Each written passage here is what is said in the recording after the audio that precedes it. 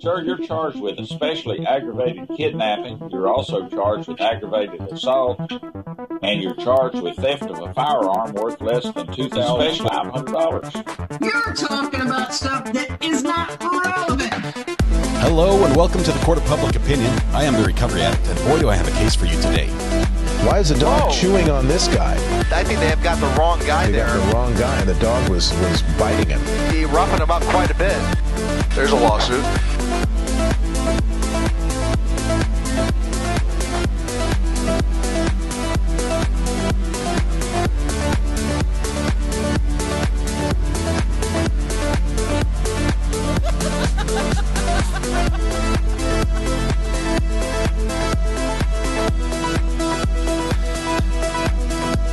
All right, welcome. Everyone come on in, take a seat, please. I'm tall again. It's good to be here. Happy Tuesday to you. Happy Tuesday. It's Tuesday all day. That's the good news. It's no longer Monday. It's been a crazy morning this morning. It's been absolutely insane. I'm going to actually need a little bit of help. Let's see. Sharon McDonald, if you could help, since you're first in chat, Sharon, you've actually won the internet today. But I need extra help. I need somebody to watch everything that happens on yesterday's live stream or yesterday's court stream, not the live stream. Yesterday's court stream. Let me know what we need to skip. As we're trying to catch up, we're trying to get caught up with live on the court as we have Wisconsin versus Zachariah Anderson going on. Sharon McDonald, first of all, congratulations. Thank you for being in chat first. Thanks for breaking the ice, letting everybody else know the water's fine. Come on in. No need to lurk. Just dive right into chat. We don't bite. But the internet is all yours today, Sharon.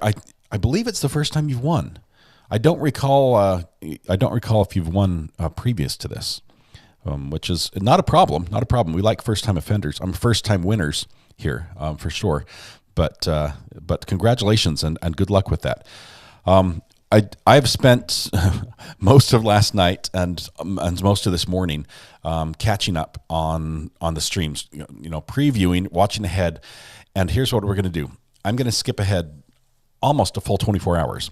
And I've summarized everything, so you're not going to miss a thing. You're just going to hear me say it, and we're going to cut out all the arguments. We're going to cut out all the objections, all the pauses, the jury breaks, everything else. So we're going to get one more day closer to live, which means that this morning we're going to start with yesterday's live stream. We're going to watch it a little bit faster than normal and cut out some breaks. And I think by tomorrow we'll be up to live. So this is what we've got. There's only a couple minutes of Monday. Well, let's see. It was Friday's live stream that I'm summarizing that I didn't get to yet. But let's do roll call first. Do I sound weird to you? Is there like a weird noise in my ears? Like a buzz on the mic or something? I don't know. Okay. Testing 1, 2. Check 1, 2. Ooh. No, it's working. Everything's good. All right. Let's go ahead and do that. Oh, also, before I do that, I did want to share just a brief thought. In addition to the fact that there are some new emojis out there, which may or may not be good. I wanted to share this. Rich sent me a text, and just for those of you that are familiar with Rich, goes by On a Globe here in chat. Some difficult times right now. He's got a pet named Sven. I believe these are dogs, if I remember correctly. Sven that is prone to rage. The breed is, and went after Clover. I believe, Rich, is that your wife, Cindy, tried to protect, ended up getting bit by Sven. It looks like Sven will have to be put down, unfortunately. And also his wife is had to go to the hospital, and I think she's going to be all right. But just let him, keep him in your prayers and your minds.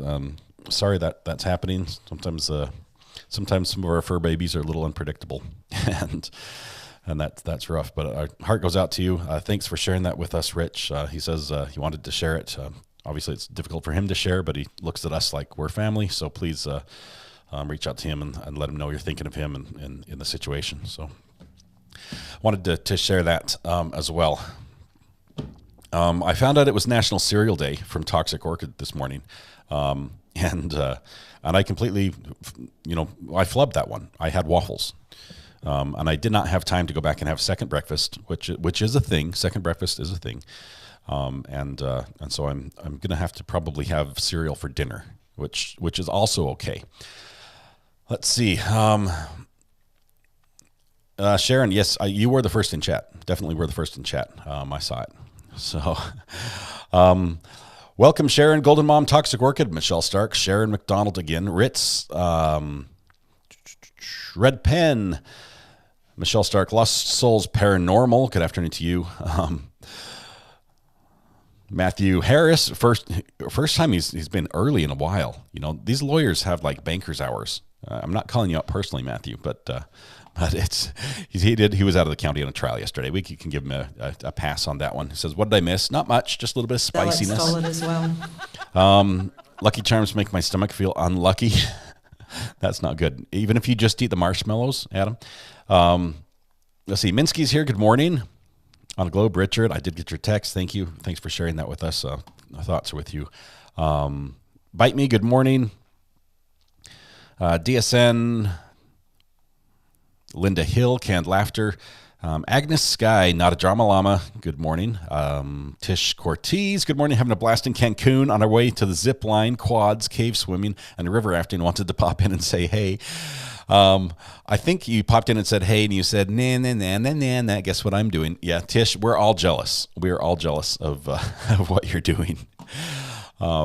Send pictures. Don't. We were going to say put us in your suitcase before you left, but with Sarah Boone coming up, none of us really wanted to take that risk. But it sounds like you're having a great time there. Hope you enjoy it. Thanks for popping in and saying hi. Shells, Golden Girl, good morning. Pete Stone. Linda Hill, Terry K, Tish Cortez. It's going to be a great day. Denise is here. I'm back, all dressed and ready for the day. That's better than most of us. It's a no pants Tuesday as well here. Tish Cortez, Sharon McDonald, Denise, Red Pen, Terry K. Got you guys. I'm going backwards, I think. Let me scroll down here. Mac, good morning to you. Marilyn Skoll, good morning all. Jane Deere Girl. It's like a John Deere Girl, but it's a Jane Deere Girl. Welcome, Jen. Good to have you here. Thank you very much for being here. K-Frame. Let's see who else I've got here. We've got Charlie Peterson, member for 2 months. The term fur baby should go away by the way of the dodo. Good morning, all. I use it as sort of a general term to include, I guess we should just say pets. Is that what you're saying, Charlie? Our pets. And I didn't understand this for a long time, but I've come to acknowledge and accept and know, I guess, at a deeper level that some people the connection with their pets is deeper than others. And I think that's what the term fur babies is getting at, is that some are like family. Let's see, Max here, Picky. Thank you, Charlie, by the way. Thanks for support. Thanks for your opinions. Thanks for being here. We might just for you, because it's your 2-month anniversary. We might do away with that term for the rest of the day. Okay, Toxic, Blue Ranch Mafia, Rowdy, Hip Hop Flip Flop is here. Adam Nusky, I like water as well. Linda Hill. I'm not a cat. I'm not a cat. I'm not a camel either.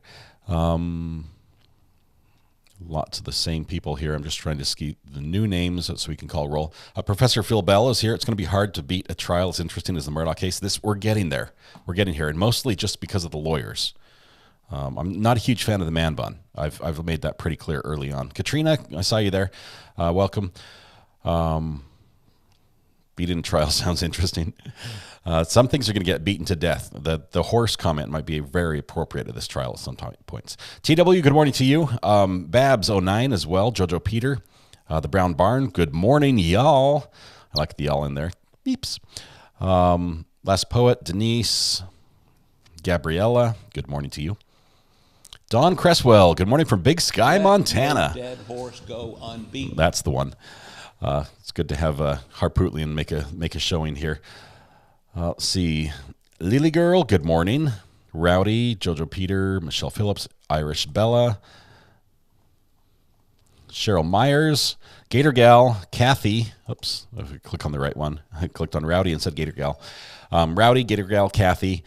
We'll be listening, but not in chat today, hoping to make more sense of what's going on in this trial. Hopefully I can sum it up here this morning and help a lot as we're almost caught up. Let's see. Broadway Garden, good morning. Listen, will I build a fence today? Man, how much do you charge? I need a fence, a little white picket fence. My dog Murray, Red Pen. I just skipped and missed a million people. Lee, Nems Girl, Lady Mystery, Cat, Georgia Culture. Ivan Victor, just can't believe he acquired a man bun while in jail. There's got to be an inappropriate joke in that sequence somewhere. It probably is. Ivan, good to have you here. Let's see. Cat Griblaw, Grayblaw. Is it Grayblaw? Alex stole it. Nope, like the term for babies. Miss Chris, G. Smith, Tina P., Last Poet, Marcy C., DSN, Jiggly Jewels, Laney, KQD. Weather Watch is here somewhere. I saw his name bouncing around. O-Town Chill, Wendy, Lost Souls, Calypson's Vixen. Hello, Amber. Nana Geek is here as well. Heather Barnett. Let's see, let's try that again. I hope my fingers are awake this time. Good morning, Recovery Addict Mods and Friends. It's 26.2 Fahrenheit in my front yard, and all the snow from yesterday morning has melted dry. Tom, welcome. Mary Kay, G. Smith. I am Omni, Agnes Sky, Sharon Connett. Lynn Hoke, Linda Denton. There's a lawsuit. Carol Martin. Marianne Maloro, welcome. Chris, I ate the pickles last night, and they are great. That is awesome news. I will tell you, I sort of cheated. For those of you that know about the podcast that's coming up, I said I was going to try these boiled eggs that are soaked in the pickle juice from the spicy maple bourbon pickles. So I boiled 4 eggs, and I stuck them in a jar. And they've been marinating since Friday, and they have now sunk. I'm not sure what it means because they were floating at first, and now they sunk. They're peeled. Alex stole it as well. And so I decided just to give it a quick sniff test. And I'm not very excited for the next podcast. Let's put it that way. They're not good. They do not smell good at all. It smells very, very bad. Like I might have to have like medic on standby type thing. Let's see. Roxy, I see Lily as well. Last Poet, Michelle Johnson. Tea Time on Table Mountain. Good morning. Okay, let me scroll down. I think I got most of you. Mandy Hart, Cindy Lou, Melissa, DSN, TW. Let's see. Tag. Krob is here. 7. Right on Josephine. Hannah. Micah Ruddle. Wendy, you're not a huge fan of the man bun. A couple of you are holdouts. We'll get you converted here soon. Georgia Culture. I think I got most of you. I think Princess Lukey. I think I got most of you. I do apologize if I missed anyone like Pampered Glamper or Hooks and Needles, Roxy Moser, any of those guys. Please accept my apologies. Dilly Pickles, love your channel, all the wonderful addicts. Thank you, Dilly. Thank you for being here for 2 months. That gold color of Courthouse looks good next to your name. Joan, good morning to you as well. Abby UK as well. Okay, here's what I've got. I have a summary document that goes over everything that happened on Friday's stream, except for the last few minutes. I had about 10 minutes of the last witness that I haven't been able to listen to. And so I want to tell you exactly how it goes. Unplug here. And I have to read this because it's a lot, so I do apologize for that. But it starts like this. First witness called by the state is Christine Remsburg. She's a 33-year-old female, 3 prior criminal convictions. She's identified ZA, Zachariah Anderson, using that bathroom, the selfie picture. Says, yeah, that's him. She recognized that flannel type shirt she was wearing. She says, I was the one that drove out the Audi. She said, I drove ZA's Audi to his house for a movie night on May 19th. Now, remember, the murder happened on the 17th. She says, I drove to his house on May 19th, and she had the car for like 6 weeks because her car was broken. So there's no way Zia was driving the Audi around when the girlfriend had it instead. So Zia drove the minivan during that time. She was at Zia's house that day. They had been dating for about a year by that point. So on the 19th, that's when he was arrested. She was there. ZA usually spent the night 4 times for a week at her place. And this was like the first time he had ever invited her to his place for a movie night on that day. She had initially lied to the police about ZA and about where he was on the 17th. She said, yeah, he was with me.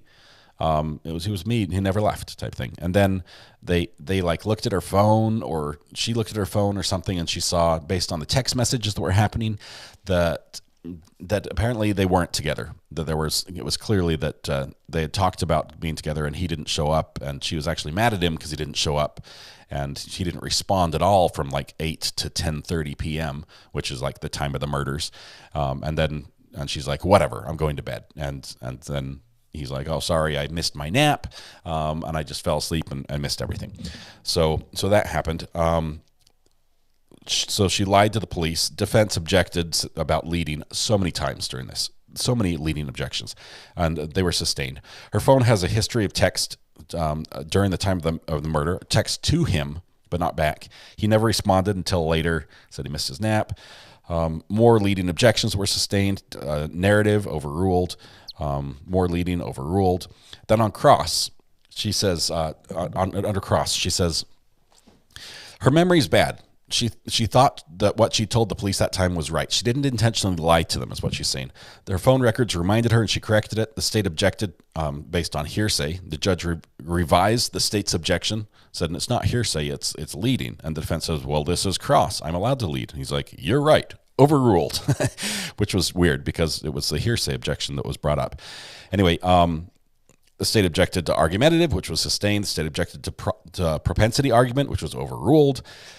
Naps and change of plans were normal. That means like ZA always would do this. They'd have plans, and he'd just be like tired and fell asleep, and we were going to do something, but ended up not doing it. I just had an earthquake in Papua New Guinea, 6.0. Squirrel. Okay. So that was normal.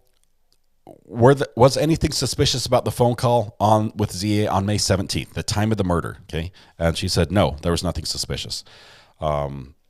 She did tell us that ZA had an injury to his back that was like work related, and he couldn't lift heavy things. This is important if you think him rolling up a body in a carpet and hauling it out to his car. And some days he just couldn't get up. He just couldn't move. His back was just that bad. And, so talked about that. State objected 2 times on relevance in a row, and both were overruled. Question about Monday and Tuesday activities. This is after the murder. State objects to hearsay. Judge allowed the questions. The girlfriend says she felt protected when she was around ZA. On redirect, ZA tried to get back with his ex. Like he went out to dinner with what's her name? Sadie? Is it Sadie? I can't remember her name off the top of my head. But they went out to dinner and talked about getting back together, and then decided that they wouldn't or something. And then we had this random question, and the state says, so did you know about ZA growing weed?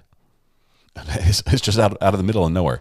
Did you know he was like a major pot farmer? Is like how the question came out. And of course, objections, argumentative, irrelevant. They want it heard outside the presence of the jury. The witness leaves the stand, leaves the room as they're discussing this, and it ends up being overruled. And they bring up the information that ZA has been charged with having like 10 pounds of weed in another filed case. It's still pending. It's still in the filed status. Okay. Sounds like all these people just dated everyone, says Ivan. Yeah, a little bit. Sorry, I've got the wrong thing up here. Okay, so that happens. So we know the weed comes in, and the defense is livid about this. They are so mad that they're getting these comments in. Well, the problem is the defense showed the crime picture of the bags of marijuana, dirt, and leftover plants and things like that, and said, do you know what that is? And they said no. So they sort of brought that in, and so that opened the door a little bit, and the judge ruled that way. Let's see. So no recross. Then state calls Officer Eric Widener. He's a third shift officer, which means he works the late shift, gets off 6:30 in the morning, has not slept yet. and he shows up to court. The guy looks like a zombie. He's so tired. Okay. So he's the guy that collects evidence, and he talks about going around the crime scene. He gathered blood and touched DNA samples. On cross, defense asked about a zillion questions about all the things he did not collect. Like, what about this? What about that? What about the light switches? What about here? And he collected a ton of evidence. But of course, they hit on all the things he didn't. Out in the yard, there were cigarette butts in the grass. Did you collect evidence from those? No. Did you collect evidence from the sliding door handle? No. Did you collect evidence from the refrigerator door handle? No. Did you collect evidence from the credit cards that were in the freezer with the phone? No. Did you collect evidence from the clip that was holding the credit cards together? No. Light switches, just so many things, so many no's. And of course, he collected a ton of evidence, and we'll hear about that already, but she was focusing on things he didn't. Then on redirect, they asked about all the areas he did and about ruling out things like the suspect came through the window. And let's see. And there was a huge argument where the state comes up and he says, isn't it possible for the defense to go out and have all these things tested if they wanted them tested? And she's like, whoa, you can't do that. Get rid of the jury. We need to have this argument outside the presence of the jury. You are shifting the burden of proof to the defendant if you start suggesting that we could have had things tested but didn't, and there was a failure on our part. And it was a pretty good argument back and forth. She was a bulldog. Really, defense was a bulldog, but it ends up the judge sort of sided with the state on this one, with the prosecution. They allowed that in, but on recross, she basically said, was anyone able to test? Was anyone able to walk on the crime scene and swab anything they wanted and get it sent in? And they're like, no, only the police could do that. So she sort of won in the argument, even though she lost on the objection. Yeah, I see that. You can't do that. That's a pretty standard motion in limine. It was funny. So Matthew, you've got to watch that. This is towards the middle part of the day, but we're gonna skip ahead because we're trying to catch up. But so let's see, where are we at? That was the reason why the judge allowed it, Matthew, and maybe this would be interesting because normally I would agree and say that's not allowed. But the reason this judge allowed it is because the defense is using the argument that the state failed in their investigation. And they're bringing this up, and that the state they feel they have the duty to respond to that, saying we did a thorough job. If there was more you wanted tested, you could have the items sent to the crime lab. Well, yeah, they could, but they can't have items sent to the crime lab that weren't collected. So this, I don't know, this might be an appealable type problem for the state. Tom R33 says, I've been missing action because I got very bored with the Murdaugh trial. Back now and find some more enjoyment. I'm glad to see so many new names now. Awesome, Tom. Thank you very much. Thank you for your support, and welcome back. This is going to be a fun one, especially if you like legal battles back and forth. So that's pretty much that for that one. The state then calls Lisa Treffinger. She's the crime lab lady who does the testing. Lots and lots of objections about leading, and all of them were pretty much sustained. The state, this attorney has such a hard time asking questions appropriately, and the defense lets it slide for a while, and she's like, finally, I'm going to object. There's too much leading, and the judge is like, well, I can't do anything about everything that happened before. I can only do something about the thing you objected on. He's trying to teach her that she needs to object every time she has an objection, and maybe we'll see more objections in this next 24 hours of video that we're going through.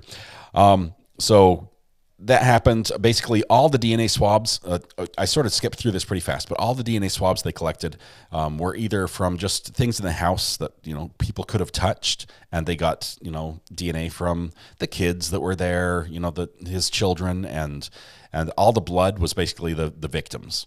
And so they went through all that, and that's basically all they had. I didn't hear anything that said that Zach's DNA was found at the crime scene at all. The one big bombshell she does drop is that they tested in the back of the van. There was a little pinhead type size drop of blood, or apparent blood, on the side of the van. It was not, because it was so small, it wasn't tested to see if it was blood, because that test actually ruins the blood for testing for DNA.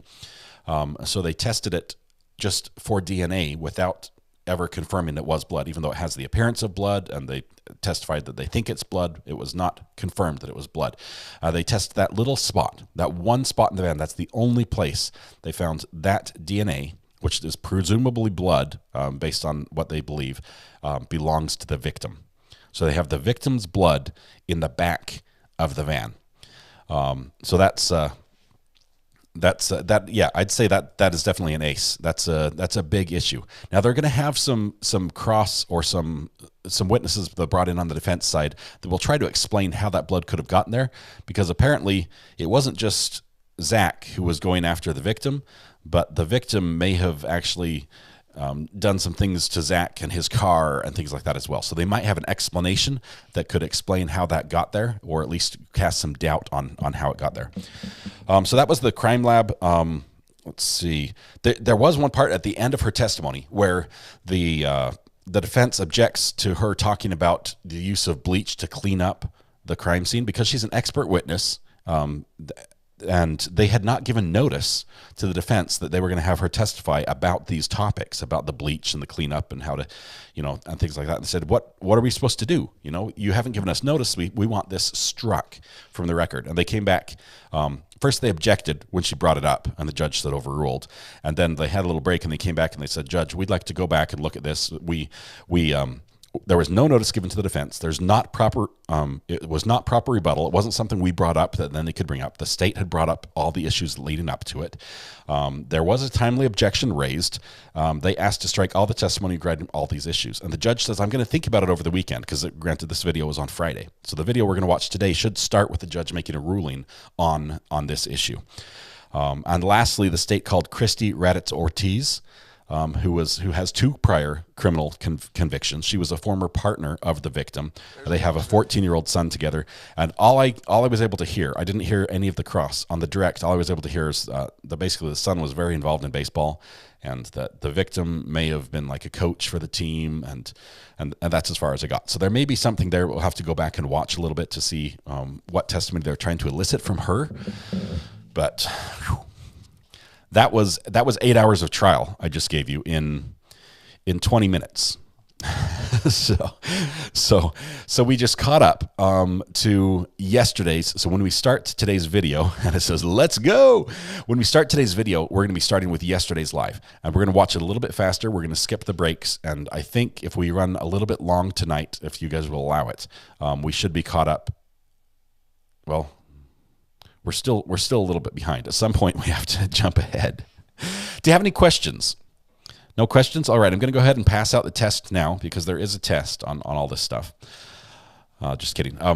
We are going to get caught up. I find it so important to be watching the trials as they happen, so we can experience them together and sort of ask the questions that are pertinent and raised at the time. It's a lot like the judge when he's hearing objections. He's like, I don't want to hear anything in advance, right? I don't want to hear anything. Well, I don't want to hear anything in the past. I just want to hear what's happening right now. And so I can't wait to get caught up here and get this going.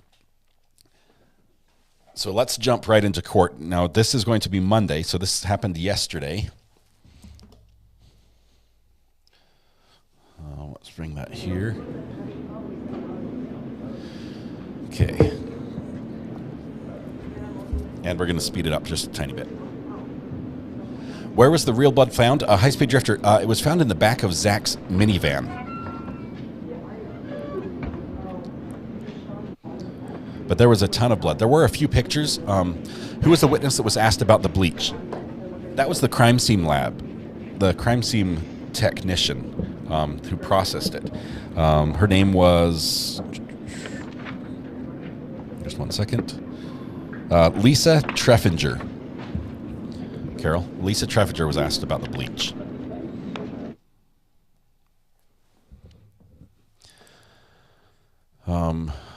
So yes, we're watching Monday's video, which means that there's going to be a video that starts today that we're trying to catch it up. Love the state crest, the chair. If you want to, what does that mean? We need direction to pass on to the jail. Wow. Well, then they should sit there till the next purge date, right? Yeah. Put out a calendar for the next purge date. After spending a few days in there, she made us set to pay up. The judge continues to use his phone a ton. on the bench like he's doing right now. And I think it's the Z Fold. It does. He has opened it up, but I'm not sure if he's on Tinder or Facebook or what. But he does a lot of swiping, and mostly left. I think no, he swipes up a lot. So maybe it's Instagram or Pinterest or something. Whose blood was it? The blood belonged to the victim. Belonged to the whose body still has not been found. Yeah, Matthew, it's a spicy trail. The defense, the Steve Martin guy, who's the attorney for the defense, lead attorney for the defense, is holding his own. I think his name is Guyver or something like that. I'll have to figure out what the name is. The lead attorney for defense is incredibly spicy, and when she is fighting something she wants to win, which is everything, she doesn't give up. The judge might rule against, and she's like, Your Honor, if I may, and she'll continue, and she'll extend, and she'll change the angle, and she's smart. I mean, she's bringing up off the top of her head. She can really do a lot of stuff. The judge did start yesterday's video at one point. He started addressing something, and the defendant had not been brought in the room. So he's like 2 minutes into the discussion with the jury, and he's like, and the defendant just comes walking in shackles, and he's like, "Oh, sorry, I didn't see you weren't here. Sorry." But he starts before he's even seated. It's like, as long as he's in the room, it's good. Okay. It's possible the judge is watching on YouTube. I heard that guy has a great channel. Awesome, Chris. Let's see. The judge always has his phone off close, and it goes off often. Yeah, and the ringtone. He's got like Space Invaders ringtones and stuff. Gravely is the guy's name. Thank you, Zenith. Judge, there was something the defense wanted to address prior to the jury being brought down. Okay. Hello. Hi, I was about to call you down, but one little matter. It'll just be a couple minutes. I'll be calling back. Okay, thank you. Thanks. Attorney Birdsall will be making record. Judge, we just want to make a record about, excuse me, the analyst Treffinger that testified Friday afternoon, and you remember we had a big, skirmish, I guess, about her extra testimony that we weren't on notice of. So we didn't cross her on the bleach and what else? Her opinions. About the crime scene investigation. The cleaning of the van. Because we would have wanted to consult with an expert, but we just didn't want there to be some question from this record about why that wasn't done. That's all.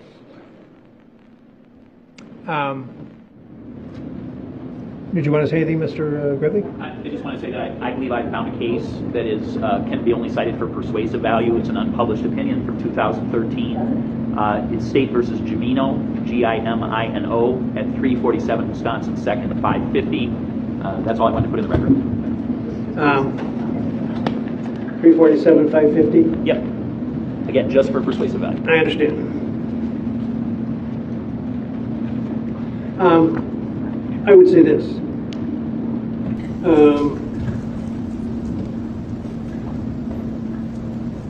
In the event that this issue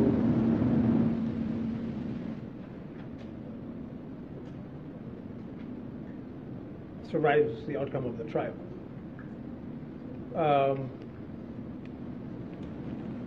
I think that I would expect the defense during a break something to get underway with trying to get a search for evidence that might undermine the evidence given on behalf of the state.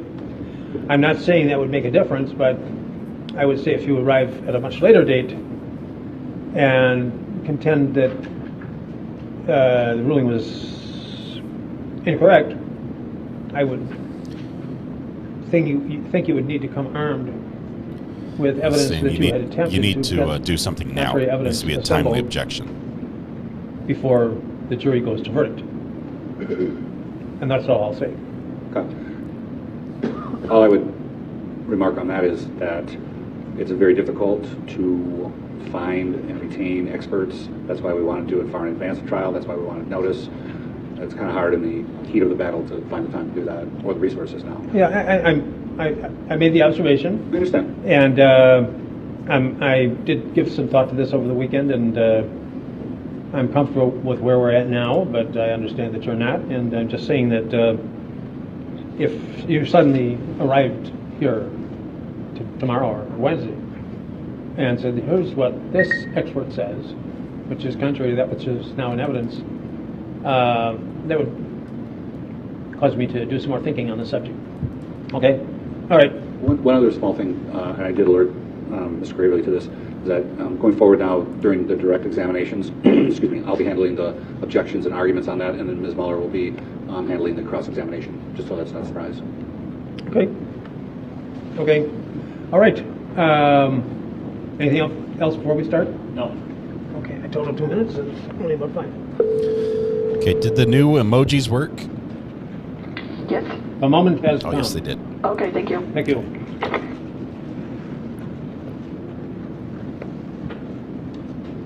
I think I've got a sticky note in there too, emoji. I'm not sure if that works, if that turned out well. There they are. Little reserved sticky note, which is what the court uses to reserve benches for people. No shock collar, although with a man bun he deserves it. Oh man, Nicole, hearts go out to you. Please let us know how things go. Oh man, that's scary.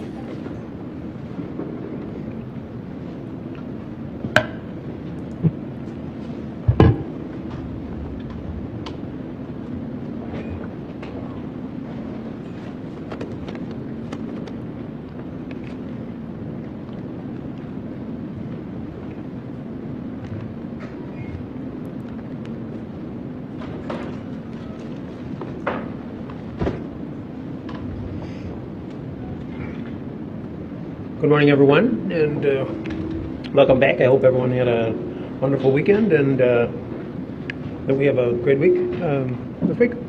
And let's continue with the state's case. Your Honor, the state calls Officer Jeff Van Wheat to the stand. Jeff Van Wheat?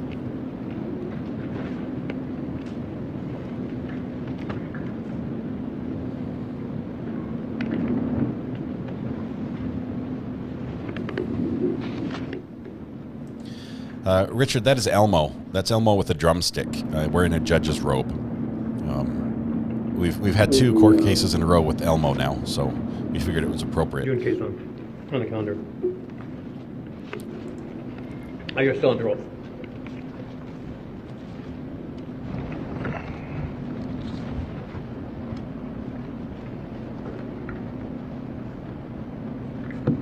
Should I begin, Your Honor? Please do. Officer Van Wee, can you please state your first and last name and spell your last name for the record? Jeffrey Van Wee, it's V-A-N, capital W-I-E. How are you employed? Awful. The City of Kenosha Police Department. How long have you been so employed? For 20 years. And during that 20-year time period, what has been your basic job? I've been a patrol officer on various shifts, third shift and day shift for the most part. At some point during your career, did you take on additional duties other than simply patrol? Yes. And how long have you done those additional duties? I've been a field training officer for approximately 17 years and an evidence technician for 16 years. What is an evidence technician? Evidence technician responds to crime scenes in order to examine those scenes for evidence, as far as obtaining fingerprints or DNA or just collecting evidence. And have you been doing that continuously for those 16 years that you've indicated? Yes. Okay. And what sort of training did you have to receive to be a person who was allowed to be an evidence technician with the Kenosha Police Department? I went through a school for 80 hours in 2006. And what did, in general, what was the coursework that caused you to be qualified as an evidence technician? It covers everything from scene management to scene processing of evidence to photography. And at this point in your career, what do you have any specific duties other than patrol that you do now? I'm currently the forensics examiner for the Kenosha Police Department. This is 1.25 speed, yesterday's video. It was in August of last year. And what does that mean to be the forensic examiner for the Kenosha Police Department? I oversee the evidence technicians for the Kenosha Police Department and the forensics program. I'm also on standby or on call, if you will, for any major crime scenes that may occur.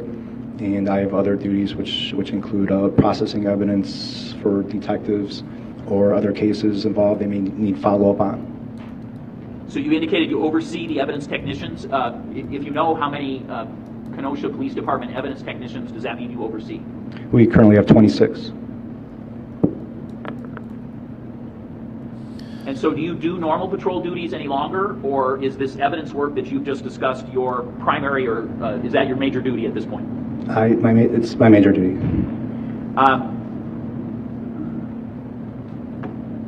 Have you received any advanced certification and as part of now becoming the forensic examiner for the Kenosha Police Department? Throughout my career as an evidence technician, I've attended various schools for advanced skill set. I want to specifically focus for a minute on bloodstain pattern analysis. Have you received advanced certification through any kind of coursework in that regard? Yes, I have. And when did you receive that, if you know? In 2021. And what was that? It's a bloodstain pattern analysis class. It was 40 hours of advanced training in order to determine bloodstains and how bloodstains are projected on different areas or different targets. Who was conducting that training in general? It was Forensic Pieces is the name of the organization. And was this a 40-hour course that was focused on law enforcement officers? Law enforcement, and also it could be civilians that were in the field of doing evidence work. And did you complete that 40-hour course then? Yes. So prior to that course, had you had experience in the field where you had come across bloodstain patterns and had to think about what am I preserving, how am I going to preserve this, and also what other law enforcement decisions have to be made as a result? Is that something you've come across prior to May of 21? Yes, many times. And in your course, would this be a fairly common task within this evidence tech assignment that you had had previously? Yes. In the course of your career, so from 06 when you received evidence tech training to today's date, do you have a general estimate on how many times you have gone to a scene where there was blood and you had to make basic decisions about what to preserve, what it meant, and then what to do next as law enforcement? Yes, it'd be a very large number. I'd say definitely in the hundreds, if not more.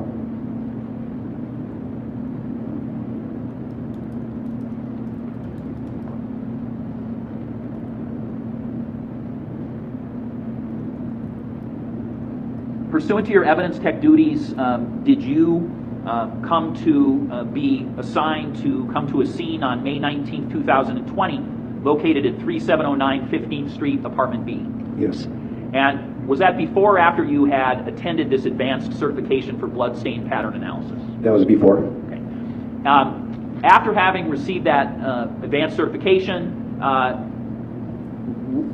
you asked to take a look at what had happened at the scene on May 19th, 2020, and form some opinions about what those bloodstain patterns might mean? Yes. And when you offer those opinions, what, if anything, can you say about whether you had been a personal observer to the stains and the blood back on May 19th of 2020? On May 19th, I was at the scene. I observed firsthand all the bloodstains that were at the residence at the scene. And then also, a year later, when I went to this bloodstain school, I went back and looked through the photos that I took in order to determine evaluate those stains further. Now, in terms of any opinions you offer today, have you testified as an expert in that regard prior to today? No. Okay. So I want to turn your attention back to May 19th, 2020, and ask you about what time did you first come to that location? I was off that day, and I was called in by my supervisor, and I believe it was around 1 or 2 o'clock when I got called in. And do you know why you were called in the context of what your duties were at that time? I was a lead evidence technician for the department. And so when you were called in, did you arrive at the scene? Yes, I did. Do you remember what the weather was like? I know it had been raining out previously.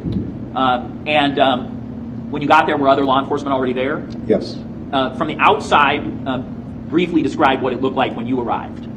When I arrived, there was crime scene tape that was already in place. There were officers and detectives and supervisors were on the scene. I'm going to show you it's been marked as State's Exhibit number 1, photo number 1, and ask if you recognize what this is a picture of dating back to May 19th, 2020. Yes. Okay.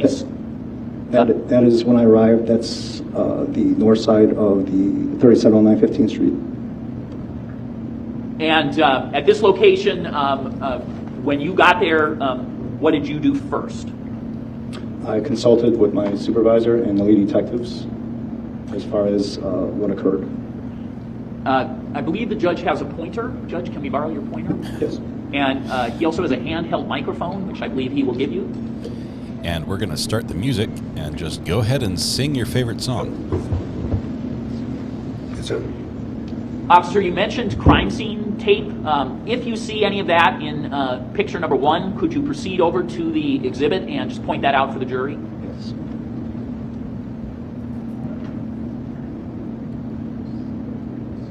We can't hear you, officer. This yellow tape that you see right here, and then come across this way. Okay. And officer, is that how you would expect the crime scene tape to be sort of in general utilized at a scene like this when you arrive? Yes. Okay, you can have a seat again. So when you are working as an evidence tech as opposed to the first on the scene set of officers, do you have a separate duty than the first officers who'd be on scene? Yes, I do. And so how does your duty distinct from theirs? My duty would be to conduct the evidence work, so crime scene management, as far as evaluating what kind of evidence we have on the scene to determine what needs to be processed. And that would not be the duty of the original patrol officers who arrived? Correct. Okay. Let me interrupt if I might for a moment. When the witness went on the stand, I remembered him having been sworn, which he was, but yes. not in this trial. It was sure. It was another hearing, and so I'm going to give you. Raise your right hand, please. Do you solemnly swear the testimony you were about to give in this matter will be the truth, the whole truth, and nothing but the truth? So help you God. I do, Your Honor. And Do you has further all the swear testimony you have given thus far today been true and correct to the best of your knowledge and belief? Yes, Your Honor. Okay. Any question about this? We'll make the record that we're not going to have the state go back and redirect Officer Van Wee on everything that he's previously testified to. That would just be ludicrous. But I do, too, just want to make the record that although that was a separate hearing in so much as that the jury wasn't here, that was still after the trial had commenced. That was an afternoon after, I believe, our first day. So the defense has no issue with the state continuing, and if the officer is comfortable with the stipulation, we would stipulate that his previous testimony should have been accepted as if it was under oath. This morning? Correct, this morning. Yeah, Okay, that's why I asked him that follow-up question. Because we'd already commenced, I'm not sure any of that was absolutely necessary, but it was a good cautious approach. But Well, I'll tell you what happened is when he came on the stand, I thought, oh, this is working the other day. And that's pretty typical that I'll say you've already been sworn and the oath continues to apply. And then the reporter mentioned that he hadn't been sworn, and it dawned on me that insofar as in the presence of the jury he had not, so that's explains it. And any question? Okay, so they've stipulated that it is as if he had been promptly sworn this morning. And I also agree that it probably wouldn't make any difference because he has been sworn in the context of this case. But you know, we lawyers want to cover everything. So, all right. All right. So for the record, we are also stipulating. So yes, and I apologize for my error. And go ahead. So, Officer Van Wee, when you arrived at the scene, you consulted with detectives. Did you have an opportunity to see the front of the residence that was not, where your viewpoint was not blocked by vehicles as it is in picture 1? Yes. So I'm going to show you now what's been marked as Exhibit 1, Photograph 2, and ask you, is that a less obstructed view of the same location? Yes, it is. And if you can you point out for the jury where any entrance to apartment 1B is located on this exhibit, and if you know. I'll give you a hint. The black spots. The big sliding window and the main door. So this door right here is the common entry door, and then this door right here is the sliding glass door, the patio door for apartment 1B. Under the porch. And the balcony. Ultimately, did you observe the area that was essentially taped off in case anybody wanted to monitor any evidence? Yes, I did. Okay, I'm going to show you what's been marked as picture number 1. Exhibit 1, picture 3, and ask you, is that a viewpoint that gives you a good idea of the area that was taped off? Yes. is it a true and accurate depiction of the area around 1B's sliding door area? Yes, it is. Now, ultimately, did you go inside the main entrance door that we see depicted on all three of these pictures? Yes. And when you went inside that, can you describe briefly what happens when you go inside the hallway? You can sit back down, sorry. William, I'm live, but we're catching up on yesterday's trial as we get caught up on the whole thing because it started before we finished with Alex. Yes, so I walked inside the hallway, and on apartment 1B, I saw dried red fluid stains all on the door itself and around the door. When you walk in, where is apartment 1B's door in relation to this front entrance? When I walked in, it would be immediately to the right. There's a staircase, and then there's the apartment 1B door. Is it on the first or the second floor? On the first floor. So is it the very first right? Is that 1B? Correct. Okay. I'm going to show you now what's been marked as Exhibit 1, Photograph 4, and ask you, do you recognize what that is a picture of in the context of this case? Yes, that is apartment 1B, the exterior door. Is that the door you've spoken about already? Yes. Is that the stairwell you just brought up? Yes, it is. Okay. So what is the vantage point of this picture, if you know? It's just showing everything in context as far as the stairwell, the mailboxes, and the apartment 1B door. Where's the photographer at the point? Where's the photographer standing at the point this picture is taken? A few feet inside the main entrance door. So this is your view when you see the main entrance door? It's a couple feet inside, yes. Okay. When you looked at the area around the door at apartment 1B, you immediately saw some things that caused you concern? Yes. And did you, when looking at those, have an opinion as to what those items were in relation to you being concerned? Yes. What was your opinion about what you might be seeing? There appeared to be blood on the exterior door and door frame and the walls around the door. Now I'm going to show you what's been marked as Exhibit 1, Picture or Photo 5. Does this picture begin to depict the what you've identified as something that appears to be bloodstains? We will be seeing some blood today. Okay. Could you approach this and simply point out for the jury the places you saw something you thought appeared to be blood? Yes. So all of these darker stains you see on the red door, all of these things here. We don't get to see him point very much because the monitor is so close to the jury. There's a number of those. Did you count them all? You have to be careful how they show this. Is in this photograph, were you attempting to depict them in a broad view? No. Okay. Do you recognize, based on your training and experience, that type of bloodstain? Yes. Okay. What is that type of bloodstain? Impact spatter. And if you could, I'm going to ask that you sit back down for just a second. You're going to be doing a lot of this. I apologize. Can you explain to the jury, when you use the phrase impact spatter, what do you mean? So impact spatter is when there's some kind of force which impacts on liquid blood. So force would hit the liquid blood and it would disperse into small blood drops and it would just scatter out onto a surface.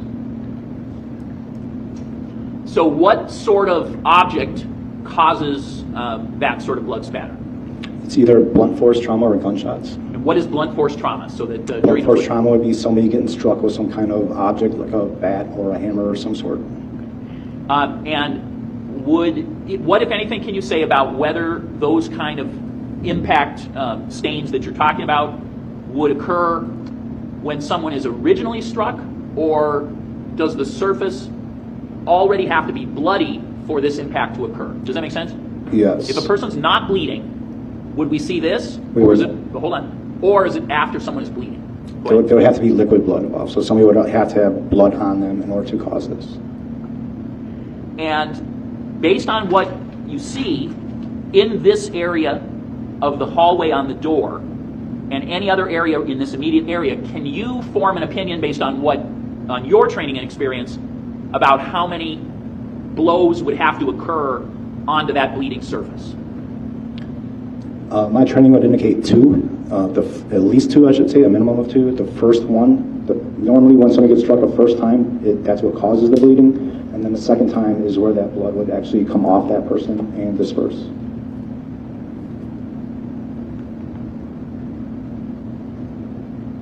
And are you able to tell, based on the evidence in the immediate vicinity of the outer door of 1B and in the hallway, whether this door was open or closed at the time of these initial blows that you've described so far. Judge, I'm going to object that this goes against the prior ruling that he can't talk about sequence of events. Well, and I think... Well, I'm not talking about sequence. I'm asking whether you can tell if somebody is outside or inside. There's speculation involved. It's not, and I can explain why. I think there is. Okay. All right, but we'll have our first 5-minute break of the day. Let's go in the library just for a second. Don't talk about the case, and if you need to go upstairs for a second, you can, but we'll be back with you shortly, I'm sure. These jurors get a library. They get to go up and down stairs. They are 21 stairs upstairs, 21 down. I mean, there is an elevator available, but I'm not sure if anyone is actually using it. We haven't heard from that. But there's a library on this level that they can just go and peruse. I think the judge has baseball pictures there that he asks them to look at. I think it's actually forces them to look at during the break. The funny part from yesterday, for those that missed it, the funniest part was the state introduced a crime scene diagram. The basis on which he would be able to answer the question, which was, is the door open or closed paper in that outer door, by a toddler. Is because in the interior of the door jamb, I'll try to get which is not something that's visible inside, there is blood that's in the interior, which can only happen if a door is open. So the door opens inside.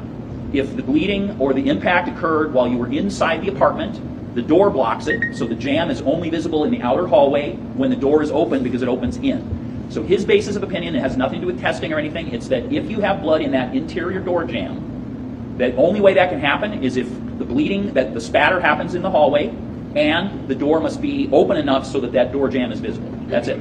That door jamb is not visible from the interior. My recollection of the state's question was not of that nature. It was more so of how many blows had happened prior to that happening.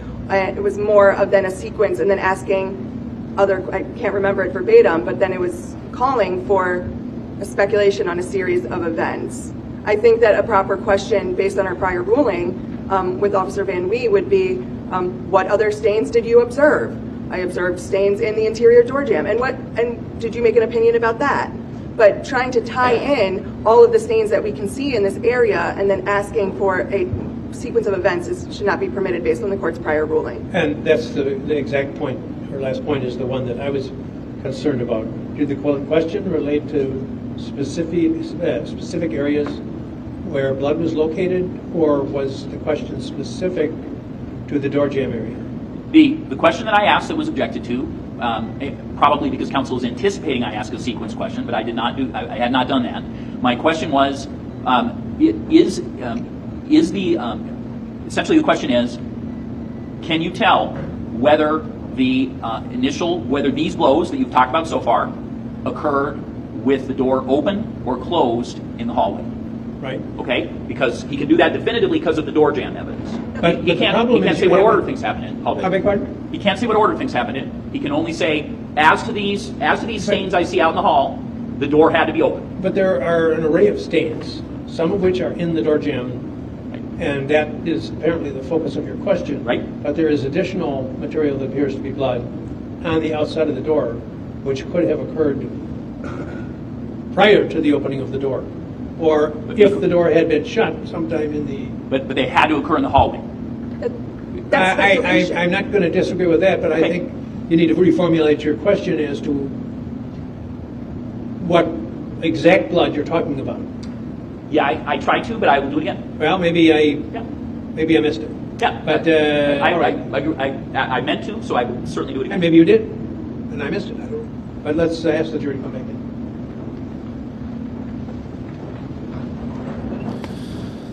So who won that one? That was sort of a defense one, right? Are we keeping score? This is the first objection. Courtney Cox and BJ Reimer, thanks for also admitting to being an addict, also known as clicking the subscribe button. Thanks for joining us. Welcome. Hope you love it here.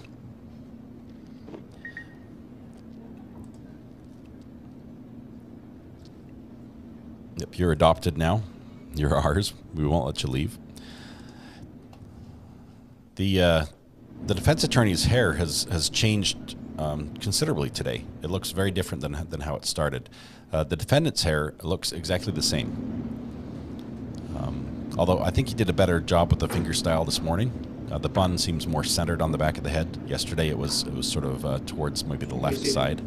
little All off right, balance. I've asked Mr. Gravely to rephrase the question, to tweak it a little bit, so go ahead. Officer Van Wee, what, if any, evidence did you see of blood stain patterns that would lead you to conclude that the door was opened when a impact occurred in the hallway? I'm going to object to speculation that the stain that we see in the door jamb was caused by being in the hallway. It cannot occur from inside. Well, there's only two choices. You know what? That's argumentative. It really is. That's when we talked about argumentative. It is an opinion that he can express based on his training and experience about where it's located. I don't think it's really an expert question at all, frankly. It's a common experience of mankind and humanity. And that's why it's actually argumentative. Craftiella, welcome. Give it another tweak. Give it another tweak. Chris is a hired attorney. He had $50,000 cash on it. Officer Van Wee, as to the door at apartment 1B, does it open outward into the hallway or inward into the apartment? Inward into the apartment. And based on your observation, what, if anything, can you tell us about when the door is opened, whether the interior door jamb of that door is visible or not visible from the hallway? If the door opens up, the door jamb it's visible from the hallway and then from the threshold of in between the apartment or right just inside the apartment door. And if you are inside the apartment, is the door jamb visible at all? The further you go into the apartment, then the less you would be able to see that door jamb. I'm going to show you yesterday's drawing And that was submitted was there as blood? evidence. Was there any blood that you noticed on the interior door jamb? Yes. That's the crime What, scene if anything, diagram. can you say, based on your training and experience, about whether blood could be located on that, or where a person who experienced an incident where their blood, where there was an impact blood stain, where would they have to be located for their blood to end up on the interior door jamb? There would be somewhere, as long as that door, when the door's open, as long as the end of that door doesn't block that blood from getting to that door jamb. So from outside or directly inside of that door space, or a little bit inside the apartment. Okay, I'm going to show you now what's been marked as Exhibit 1, photograph 6. Is this a close-up and another view of some of the same stains? Correct. Anything of significance here in terms of your observations?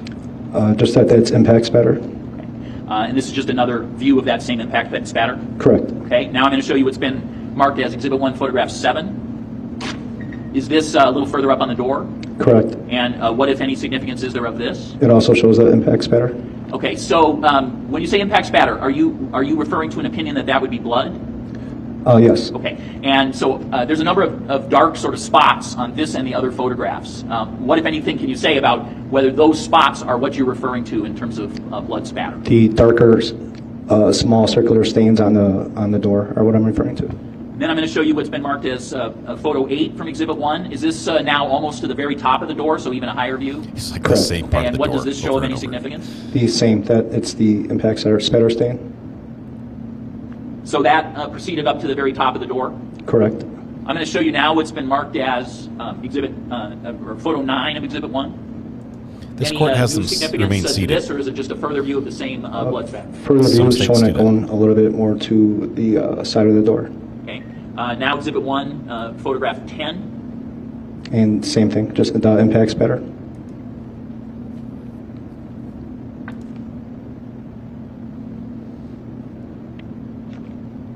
Okay, I'm going to go now to Exhibit 1, photograph 14, and ask you if what that's a picture of. That's the exterior doorknob of apartment 1B. And is that all it's meant to depict? And you can also see the impact spatter above and below the doorknob and the lock. Can you point that out to us? Yes.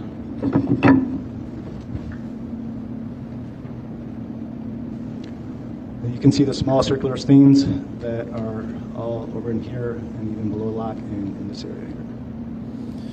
Defendant, right, I'm now going to show you what's been marked as Exhibit 15 or photograph 15 of Exhibit 1. Is that is that a vantage point you recognize as well? Correct. That's another photo of the impact spatter on the exterior door. Okay. Can you point out to the jury on this picture where those impact spatters are that you're speaking of? Yes. Same. We're looking at the darker, small circular stains that are on the exterior of the door. So you can see them going all the way up in all these little darker spots that you see. So, officer, about center of that, near the bottom third, there appears to be a sort of a wavy line there. Is that something of significance? Talk about this? I do not believe so. I'd have to look at it from a different angle. You're not attaching any significance to that? I am not. Okay. I'm going to show you now what's Exhibit 1, Photo 19. They haven't given us the theory of how this what area does this actually detect, happened. if you know? Sure. That is on the west side of the door, and stains that are both, you can see both on the wall here, and then you can see stains coming on the wall on this side here. Okay, I'm going to show you what's been marked as photograph 21. Ask if this is a more, is that the same area? Yes, it is. The photograph captures it a little better? Correct. Okay, so one more time, describe what you're seeing here. Again, I'm seeing stains that are both on the wall here. This wall right here would be the same as far as like the way it's facing, the same way as the door. So it's facing to the east. So this wall is the east wall, and then the door is facing east, and then this side right here is to the north. So you have a north and then the east side, which both displays blood. And the door opens in? Correct. So an open door would not block this area at all in terms of any blood spatter. Is that correct? That's correct. And it appears that these have like a tail, or they have some movement to them. Is there anything different about the characteristics of these than the dots that we were seeing on the door earlier? Yes. So tails, when you have stains like this, the tails that you see here, we're going to call all these lines that come off the blood-stained tails. They show the direction that the blood is traveling. So in this case here, the blood was traveling downward here, and then over here at angles and downward all over here. So all these tails are indicative of the actual direction of travel. And if you know why on the door aren't there similar tails? It has to do with both the amount of blood that was deposited here as compared to the door, and the fact that these were down at an angle. When somebody is struck at a higher speed straight on, it's going to be small circular stains. The more of an angle those stains get deposited on the surface, then the more you're going to start seeing that more of an oval shaped stain is supposed to be round, and the tails on the stains.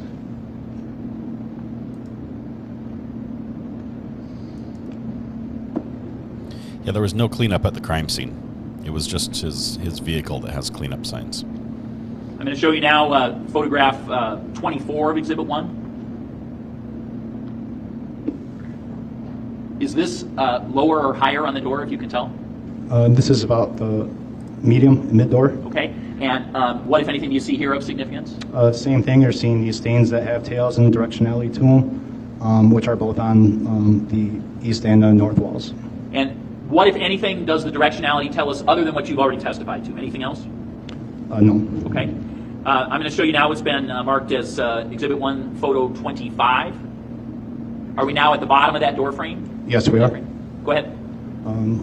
So this is the bottom of the door. As you can tell by the door plate at the bottom.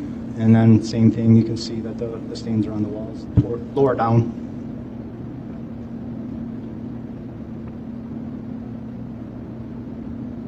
Okay, now I'm going to ask you to turn your attention to photograph 26. Is this is this picture of the door opened? Yes, it is. Have you or individuals with you opened the door to cause this photograph to be able to be taken? Yes. Originally, when the door was closed, was there something you were not able to see that after you opened the door, you were able to note? Yes. What was that? So this white is the door jamb, and in the door jamb, there are blood stains like right here, and then you can see some down in here. These stains could only be deposited if this door was in the open position. And are they only visible then when the door is open as well? Correct. So I'm going to show you now what's photo 27. These are all Exhibit 1. So photo 27. Is this a close-up in a slightly different angle of the same area? Yes, it is. You can still see the blood stains on the door right here, and then down in this area right here. And you had previously shown us in the door frame a series of blood spatter stains with tails. Are those partially visible in this picture as well? Yes, they are. Okay. Is there a piece of tape or paper that's in the middle of Exhibit 27 there? Yes. And who put that there, if you know? Officer Widener. And why is that? Just taking a scaled photo of the blood that's on this wall right here, and then the arrow just pointing downward to show direction. Okay, I'm going to show you now what's been marked as photo 28. Does that have some additional depiction of that interior door frame? Correct. It's a closer picture of the door, in the door jamb, of the blood, I should say, in the door jamb. Okay. And is that the area you've testified is not visible if the door's closed? Correct. To your knowledge, to your training experience, is there a way that blood could be located there if the door was closed? No. Okay.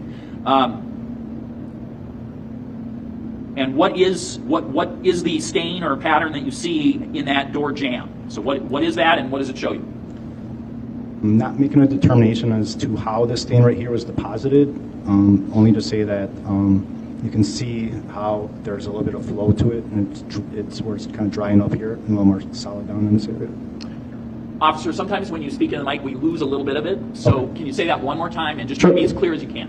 Okay, so I'm not going to make a determination on how the stain was deposited on the surface, but I will say that you can see how the stain flows in a downward where it's drying up here and it's a little more solid down here.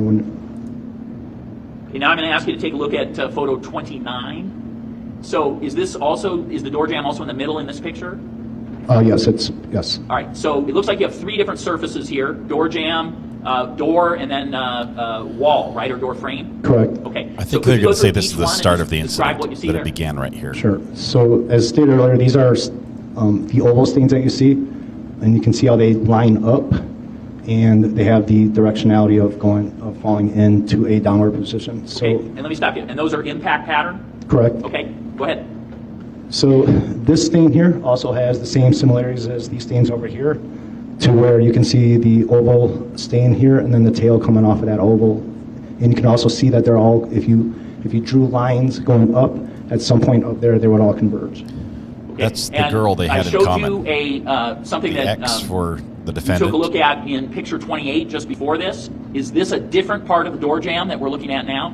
It's lower on the door. It's lower, so it's not the same location. We haven't seen this location in a photo. Correct. Is this an impact pattern? Yes, it is. Okay, on the door jamb? Yes. Okay. Is that an impact pattern that you believe could occur if the door was closed? No. He's asked that 3 times. Is it an impact pattern that could occur if the door was open and a person was in the interior of the apartment? No murder weapon, no body. No. Okay. And then the last part is the door itself. Are those depictions of the same blood spatter that we have seen previously in other pictures of the door? No. Okay. So what part of the door are we looking at here? We're looking at the lower part of the door, closer to the ground, and then the corner of it. And then you can see also these stains are consistent with both direction and as these stains over here. It was around 9 or 10 at So do they appear night. to be the same impact? Yes, they do.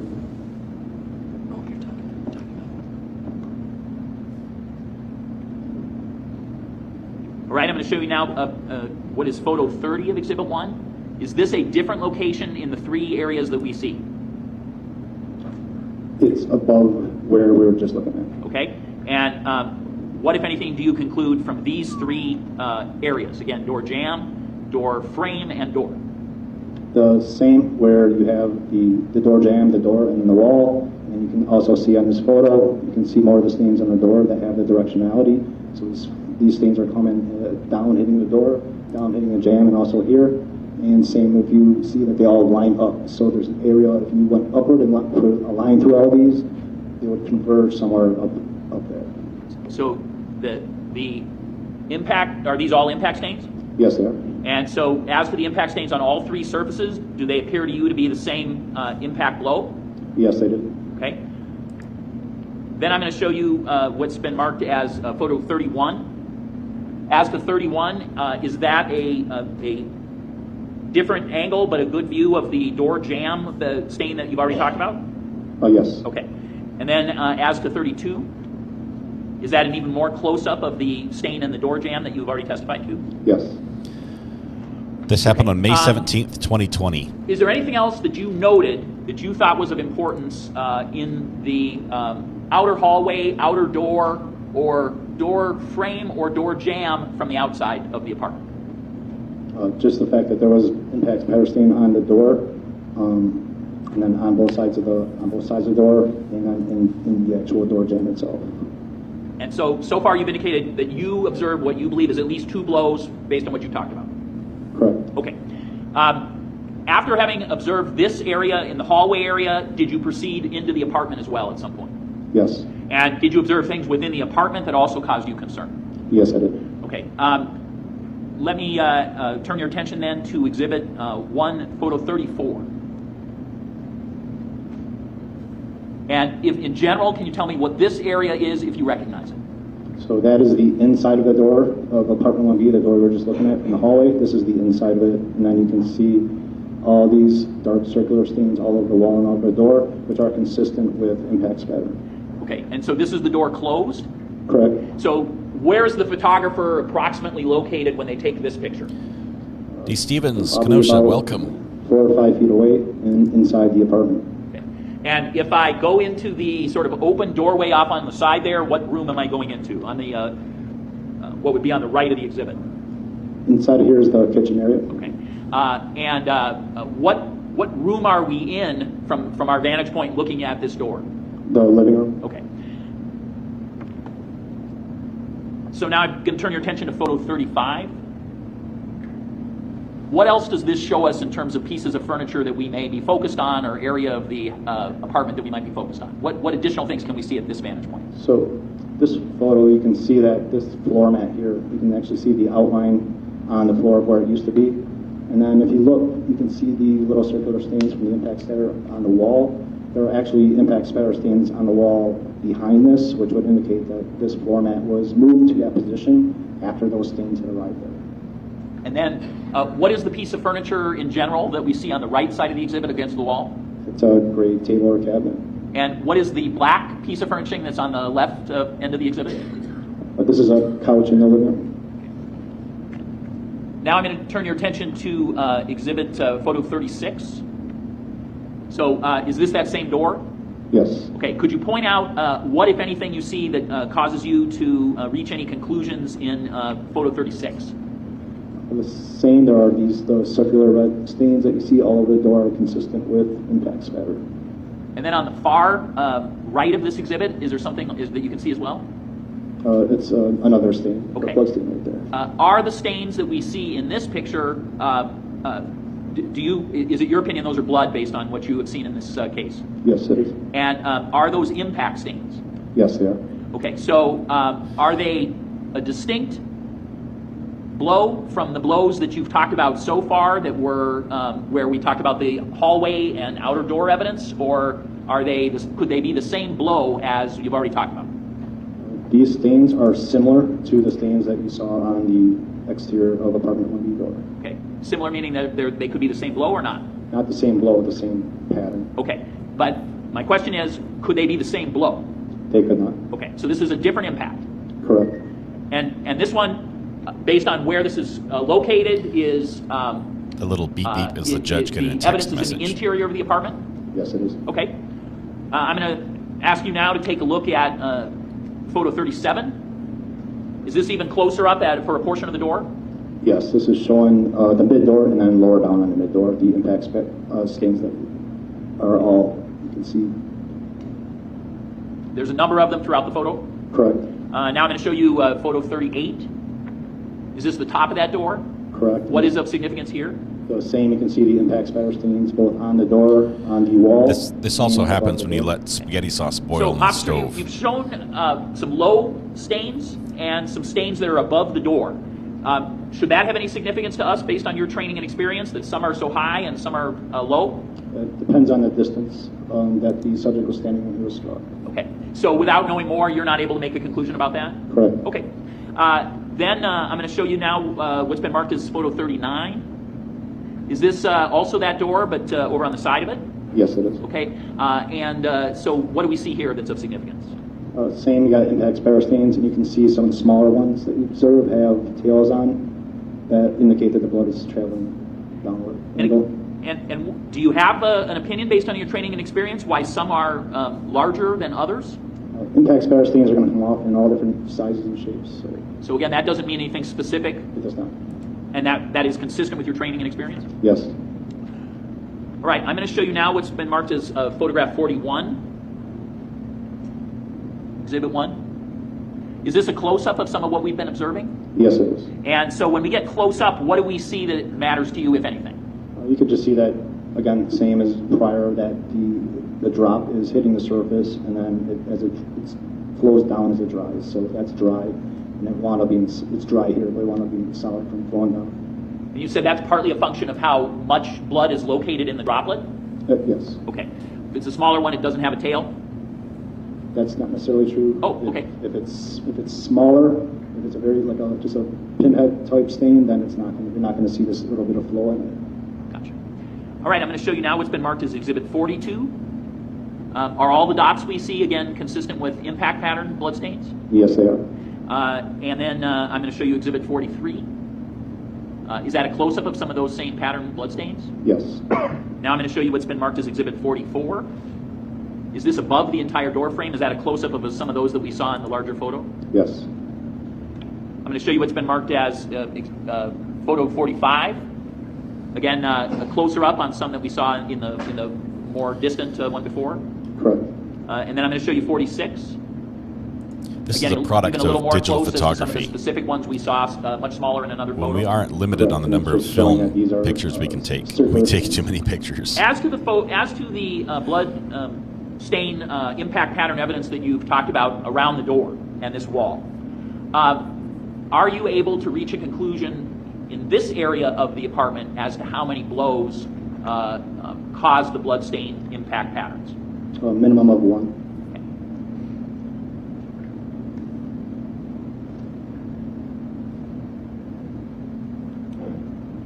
I'm going to show you what's been marked as photograph 50. As to 50, about midway between the light socket and the mat, are there a couple of things that caused you interest or concern? A few things? Yes, you can see impact pattern stains above the mat. And I think he's starting to lead again. And then I'm going to focus you or ask you to take a look at photo 51. That's the area you say where the mat was located previously, correct? Correct. You can see the outline in the carpet from where the mat was. And one more time, based on something on the wall, can you also tell that the mat has been moved after the blood impact hit or not? Yes. Why don't you just phrase the answer exactly like you'd like to receive it? On the wall, so that mat had been placed there after these stains were deposited on the wall. To simplify, otherwise the mat would block them. Correct. Okay. I'm going to show you what's been marked then as exhibit 52. What is this? What matters to us in terms of this vantage point, if anything? So a different angle, looking at their blood stains, where you can see almost in totality from them being on the wall above the door, and then how low they go on the door. And how low do they go on the door? To the bottom of the door. Okay. Right next to the stove where spaghetti may have Show you been what's been cooked. marked as exhibit 53. Reasonable doubt. Does this, again, give you an opportunity to see some things close up? Yes. And again, same thing where you're seeing the impact spatter on the back of the door. Was the door handle or door knob that we see in this picture, was that of note to you as well? There was actually blood stain on the doorknob and locking handle itself. Okay, so I'm going to show you what's been marked as exhibit 54. Is that visible on that? Yes, you can see the stain right there. So I'm going to ask you to take a look at a different vantage point of that same room that we were in, picture 55. Do you recognize that vantage point? Yes, I do. So where's a person standing or located when they point their phone or camera this direction? They're near the patio doors. Some were tested, some were not. So that couch we've talked about, most and of the ones that in the table we've talked apartment about, were correct? tested. Yes. There appears to be another room. It's got a bike located in it. What is that room, if you know? The dinette area. Okay. And what, if any, blood evidence are you seeing in this picture that was of note to you? In this picture, you're seeing overall some stains in the living room, both on the couch, where you can see saturation stains which have flow pattern on them here, and also that's saturated pool of blood in the middle of the living room right here. Officer, where was the largest concentration of blood you saw on this scene? On the living room floor. Is that in this picture? Yes, it is. Okay. And how would you characterize that concentration of blood based on your experience at crime scenes? How would you concentrate it? How would you characterize that if you would? Passive blood stain, which means that the blood that arrived here is from gravity, just natural.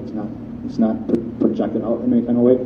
So it's pool blood, which means that the source was in the same area for a while, and that blood is just coming off of that source and then just saturating and pooling up on that area. Now, when you say a while, do you mean hours, or do you mean minutes or seconds? Or do you have any idea? As far as this calls for speculation and an expert opinion that Officer Van Vee would not be qualified to provide. Great, the question. Hey, one nice view. Welcome. Do you have any idea how long somebody would be there to bleed that much? Again, I'm going to object as far as speculation. Sustained. Racking up the wins. Officer, you've been to crime scenes before?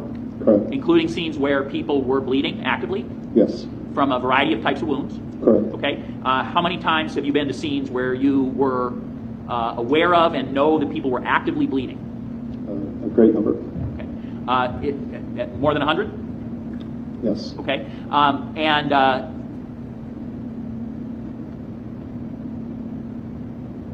Have you had an opportunity then to do the evidence work, in other words, to observe the blood and be the one who took all the notations, did all the recording of where persons bled and how much they bled? Yes. Based on all of that experience, would it take hours for somebody to deposit this much blood, or minutes? I'm going to object as far as speculation because this officer doesn't know, and foundation, because this officer has no idea what type of injury led to that pooling of blood. Objection is sustained. Other than the, and so this particular blood, based on the pattern, is somebody bleeding onto the floor. Is that correct? Correct. It's not an impact stain. It's none of those. Correct. Okay. It's passive. It's from gravity. Okay. Is there other blood that you haven't pointed out yet in this picture that caused you concern or that was of note? Yes. So in this area here, you can see the darker spots. All these are, again, they're drip stains. And those drip stains are, again, from gravity. It's from falling down off of a person. It's not from being projected in any kind of way. So just gravity causing those things to just fall down to the floor. And those go from where to where in the apartment? It's kind of hard to orient ourselves in a picture. So those start where and go to where?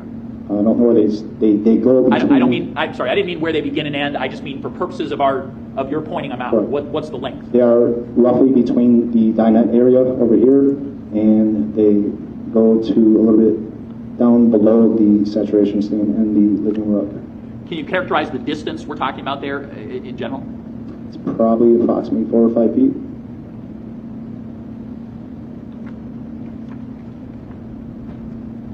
All right, I'm going to ask you to take a look at Exhibit 56, photos 56. This was that table against the wall, sort of near that first entry door. Is that correct? That's correct. And were there things that were of note or items of note in your mind on this exhibit? Yes. You can see more stains on top of the table itself. You can see stains with directionality on the wall here, and then stains consistent with impact pattern on the diffuser. Okay, so I'm going to ask you to take a look at Exhibit Picture 58.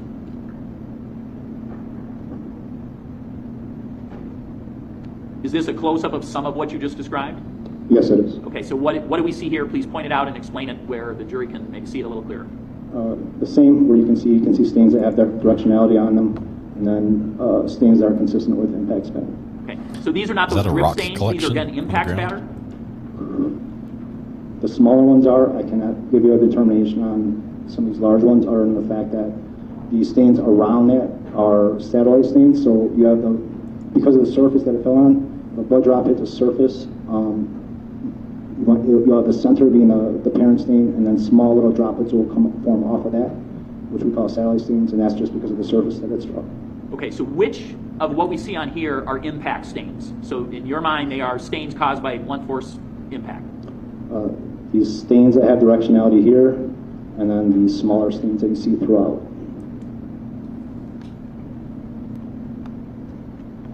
Okay, I'm going to turn your attention to photograph 62, Exhibit 1. Now, you mentioned some stains behind on the wall. Are those visible in this picture? Yes, they are. Okay, where are those so the jury knows where you're talking about? Stains right here visible, right here, all with directionality. Okay, so again, can you characterize what type of stain these are?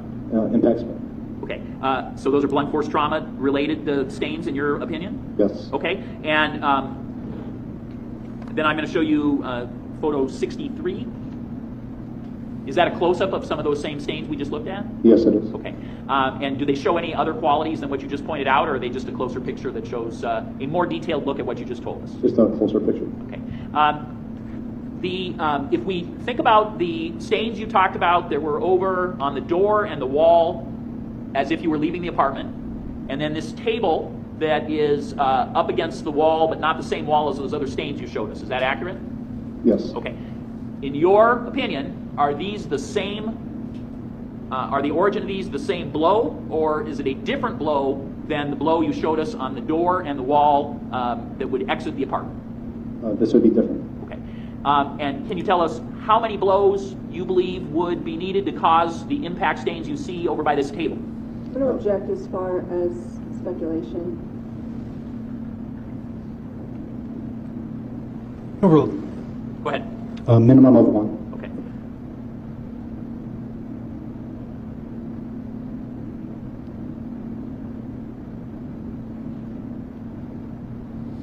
The defendant is bored.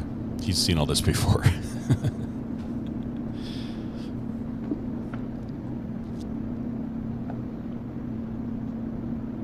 Officer, I still want to talk about this table a little bit that we've spoken about. I'm going to ask you to take a look at picture 64. Is this an overview of the side of the table sort of facing towards that outer door we talked about? Yes, it is. Okay. And then I'm going to show you I'm going to speed this up to 1.5 speed. And ask you, is that a close-up of that same side of the table we just saw? Yes, it is. Just when blood. we look at this in close-up, blood all over does through the 65 apartment. show you anything that is of interest or note to you in terms of blood evidence? The same as pointed out earlier as far as the stains having directionality, and you can see that they're all coming from line up, a source up above where they would converge. Okay, just for the jury purposes, they don't know how tall this table is. What would be your rough estimate, if you could just show the jury how tall this table appeared to you? A minimum of 3 feet. Okay. And this is all, everything we see in this picture is on the side of the table? That's correct. Previously we saw those pictures which were on the top of the table, right? Yes. And the wall behind that table? Yes. Now let me show you picture 66 and ask you, what is that a view of? Is that the same table? It is the corner of the table leg, and I'm just pointing out that this stain is not impact spatter stain. It's different from the other stains that you see. You can see a flow pattern from this stain coming down. It's a thicker, larger volume of blood that struck that table. Okay, and so what would be, so that's not an impact stain, or is it? It is not. Okay, and so instead what would be, do you have an opinion based on your training and experience? What sort of thing would cause that stain of that appearance? The only opinion I have is that it's from a larger volume of blood that came off of a source and was deposited on there. And then are there stains then on the, is the far right of this exam the front of that table or not? This would be the front of the table. Okay, and does that have blood as well? Yes, it does. Okay. So now I'm going to show you what's been marked as 67. Is this then is this depicting lower? So if I understand correctly, the thing in the center is the corner piece, the corner leg? Correct. And then one part is the side, and the other is the front of the table if you're looking from the living room. Is that right? So this is the side, this is the corner piece, and then this is the front of the table. What do we see on the front, if anything, of note in this picture? The smaller stains that you see all throughout are consistent with impact spatter. And this stain right here and this stain right here almost appear to me to come from the same source, which is different from the impact spatter. Okay, so even though they don't face each other exactly, you think they appear to be the same source? Correct. Okay, but surrounded around them are impact spatters? Yes. In both areas? Yes. Okay.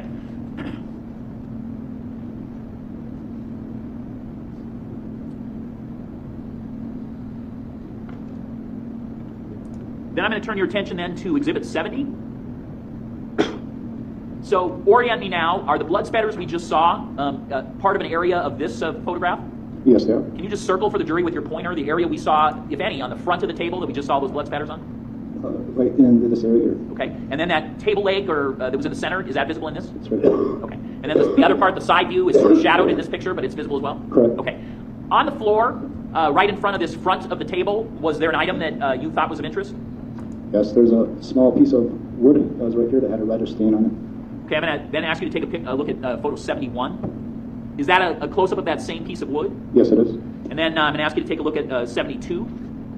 Is this another picture that orients where that piece of wood is vis-a-vis the stains and blood evidence you've already testified to regarding the table? Yes. There appears to be a reddish item directly between the table and that piece of wood. The piece of wood is almost pointed towards it. Do you see what I'm talking about? Is that an item that is of any note to you? Are we talking about? Yep. Okay. It appears to be a blood stain. Okay, and is there any significance to that blood stain? No. All right. Again, I'm going to show you Exhibit 73, picture 73. So is that a close-up of the item in terms of the piece of wood? Yes, it is. Okay. That's why they think it was part of the weapon, like a baseball bat. Let me show you Exhibit 74, picture 74. Does that, is the piece of wood in that item? Yes, it is. Okay, Big where's spill, that? big spill. It's right here. Okay, so does this show you how close it is, for instance, to the mat that you said is standing up now? So the mat that's standing up would be, this is the couch, would be at the end of the couch right here. Okay, and then that saturation of blood that you mentioned that was drip blood, not impact blood, is that located in this picture as well? Yes, it is. So these are, where's that in this exhibit? That is right here in the middle of the living room. So we talked about impact blood spatter at the front of the table, and we talked about impact blood spatter on the side of the table that is facing sort of where the door is facing. Correct. What, if anything, can you say about whether the front of the table could come from the same blow as what we have seen in any of the other areas so far? For impact spatter to be deposited on the side and on the front, that would be the subject would have to be standing in an area somewhere where that blood could flow through the air and then strike both sides. So it could be one blow? It could be, yes. Okay, if you have the right angle? Correct. Okay.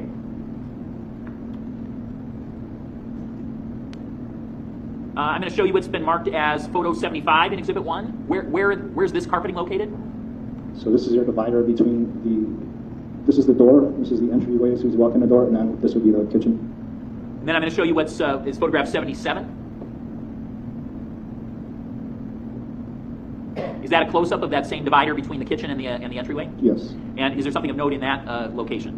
This is a passive blood drop, so this fell due to gravity, did not fall from, it wasn't from a source of being impacted. And then same because of the flooring and the surface of the flooring, you have the parent drop here, and then you have these little satellite drops that just formed around it. It's all one droplet or the same stuff. And those are blood falling from some surface onto the floor? Due to gravity. Yeah. Now I'm going to ask you to take a look at photograph 78. Where's our vantage point here?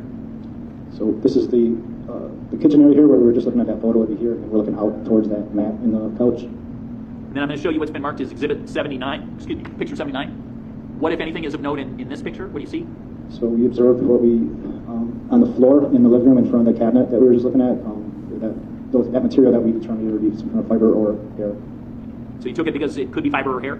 Correct. Let me show you exhibit or picture 80. Is that the same item or a different item? I'd have to go back and look at the other one, but it appears to be the same. Okay. So then I'm going to ask you to take a look at exhibit 81, picture 81 for a second. Are there some placards that are down on the floor? Yes, they are. And if you know, who placed the placards there? Officer Widener and myself. And why'd you guys do that? The placards indicate areas of evidentiary value of items that we observed. And if you recall, what are the items that were placarded in that photograph? So placard 11 is representative of the piece of wood, 12 the fiber or hair, 13 the fiber or hair, and 14 the shoe mat. That was some good So now points. I'm going to ask you to take a look at photograph 82. Thank you, Charlie, for the gifted membership. Is that a close-up of Congrats, something we've already Brooklyn. talked about? Yes, it is. And what is that? That's the piece of wood that we saw on the floor with the red stains on there, red fluid stain on there, and what we perceive could be a piece of hair or fiber coming off of it. And that was found right at that location by that table? Correct. How large an item is this? That's only, I'd say, an inch and a half. Okay. And you collected that and took it into evidence, I assume? Yes, we did. All right. Now I'm going to show you what's been marked as We're on 1.5. Just trying to get through all What's these our vantage point pictures. here? What are we looking at here? So we're looking at the dinette area over here. So you got your living room would be to the north, and that's to the south is dinette area. And then you can see the front of that table that we were just looking at a little while ago. So if you continued on into the dinette area, it looks like there's a hallway off to the right side. Is that true? Yes, it is. Just to orient us, what happens if you head down that hallway on the right? What if anything, do you come across? There's straight ahead. There's a bathroom, and then to the north of the bathroom, there's a bedroom. Did you go in the bathroom? Yes. And what evidence did you find in the bathroom? Did not find any. Well, there was one glove that was on the floor, like a latex glove that was on the floor. And what about in the bedroom? No evidence. Just for reference. This is what we're talking about. So as to the vantage point we see here in picture 83, what, if anything, did you see that was of note to you in this picture? Just there's stains both from here. I can see stains on the front of the cabinet. You can see the drip stains on the carpeting over here. This is kind of the stains that are going from this dinette area, or in between this, I should say, in between this dinette area and the living room. Okay, so now I'm going to direct your attention to picture 84. as to 84, is this the dinette area you just spoke of? Yes, this is a different angle of it. And did you look in that area for evidence as well? Yes, I did. Okay, directing your attention then to Exhibit 85. Is that a close-up of the floor area that is by that dinette? Yes, it is. Okay, and before you talked about a stain or stains that were leading to, and when I say leading to, I don't mean the stains that were located in the same general area as that larger pooling of blood. Is that what we're seeing in this angle as well? Correct. Between that large pool of blood and this area here, you can see drip stains forming in this area, in the dinette area, and then between the larger saturation stain and here, you'll see drip stains that are in common, that have commonality that go in between those two areas. Okay, I'm going to show you what's been marked as photo 86. Does that give us a better idea of where the furniture is located vis-a-vis what you just talked about? Correct. What's the black or brown, dark brown piece of furniture that we see most prominently in this picture? The dinette table and chairs. Okay. So then I'm going to turn your attention to photo 87. Is that a closer view, but still not a close-up of the rug area between the dinette and the next room? Correct. Showing the indentations in the floor here. You can see an indentation in the floor here that from the dinette table that appears to have been moved. You can't tell when it was moved, right? Correct. Could have been moved days ago?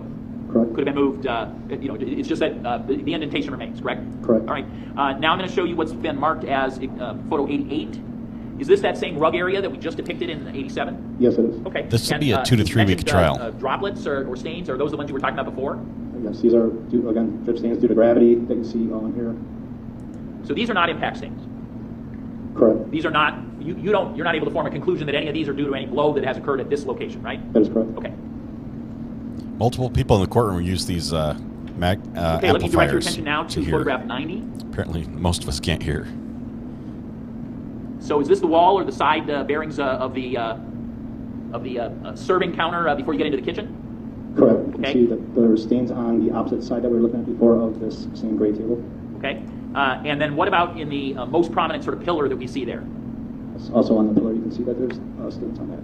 Okay, let me show you photograph 91. Ask you, is that a close-up of what we just saw? Yes, it is. And so where are you seeing something that causes you some concern or at least of note at this location? I can tell you the smaller stains here that you see here, they're all lining up here, the impact spatter stains. Okay, so on the floor, in the carpet just before this, you were saying these are droplet stains. Those were ones from falling, correct? That's what it appeared to be. But this is not the same. This is, again, impact stains? Correct. And what, if anything, can you say about whether the stains, based on the pattern you see here, could be the same blow as the stains on the door headed out and the wall headed out? These would be from a different from the area by the door. Okay. What about the stains at the table, where you said there's two areas of the table that have staining? Could these stains be that same blow that happens by the table? No, it's on the opposite side. So this is a distinct blow from any of the blows you've testified to so far, based on the patterns? Correct. Okay.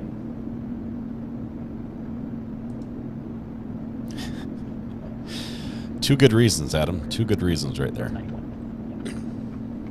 Officer, I'm going to show you now what's been marked as 92, photo 92. Is this the wall that's by the pillar that you just talked about? Yes, it is. Okay, and that's an outer view, correct? Correct. If I show you a close-up, is 93 a close-up of that same wall? Yes, it is. And do you see anything of note on this close-up of the wall that we just saw in 92? See the stains with directionality in the wall here, and then the impact spatter stains on the wall over here. And then I'm going to show you 94. Is that, again, a close-up of that same wall, different area? Yes. And what, if anything, do you note in this picture? The same. Circular stains from impact spatter. So we've talked about the pillar, and now the wall. What, if anything, can you say about whether the wall and the pillar could be the same blow, or would they have to be different blows based on anything you know?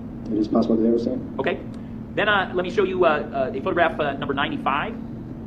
Is this the top of that dinette table? Yes, it is. And then if I show you 96, is that show you some items of interest, or that cause you to have some new information as to the dinette table and on its top? So these stains here are all passive stains. So again, passive meaning involving gravity. They're scalped like that just because of the surface that it's on is just the way they dried. But these are all just formed due to gravity, not from impact. So somehow either someone bled there or something bloody was dripped there. Correct. So okay. A bloody source had blood, which gravity caused the blood to fall down. Did we see a laptop on that dinette table as well? Yes. I'm going to show you what's been marked as photo 99. Is that the laptop that we saw a portion of in the other view? Yes, it is. And was there items on that on the laptop that caused you some concern as well? Yes. Let me show you a closer up picture, photo of 100. Does that show us some of what you saw on the laptop on this day on the 19th? Yes, these small circular stains are have the resemblance of impact spatter. So you believe those based to be impact based on your training and experience? Correct. Let me show you a couple of other close-ups of that same laptop, 101. Is that, again, depict a larger section of the laptop in close-up? Yes, it does. What do you see there? The same, with the appearance of impact spatter. At several locations? Everything you see, all these, the red stains you see, have the appearance of impact spatter. And officer, again, based on your training experience, why do some of them have tails on a flat surface like this? This is not a, was the laptop sitting flat on the table? Yes, it was. Okay, so why would it have tails like that? Just the angle that it struck, and it has to do with the speed and the volume of blood. And what causes, what are the sorts of sources that would cause blood to move at a higher speed, for instance? Just, well, gunshots are very fast, so just like a bullet hitting liquid blood with a bullet obviously traveling at an extremely fast speed. So when you're swinging, if you're swinging like a bat or a golf club or some kind of object at a high rate of speed, and it strikes liquid blood. But otherwise, if it's like I said, passive, you either have projected blood or you have passive blood. So there's also a phenomenon called transfer stains, which would just be like somebody with a bloody source on their hand or something rubbing a wall. So if the blood isn't falling, I'm going to go ahead and sign this witness up for a public speaking 101 class. Then it's projected out. Is there any evidence here that you see that would be consistent with a transfer stain? No. Okay. Let me just show you a couple more pictures of this laptop. And is it 102? Is this a different corner of the laptop than we just saw? Yes, it is. And does it have additional evidence that is of note to you? Stains that appear to be impact spatter. Okay. And then finally, 103? The same, impact spatter stains. Okay. Other than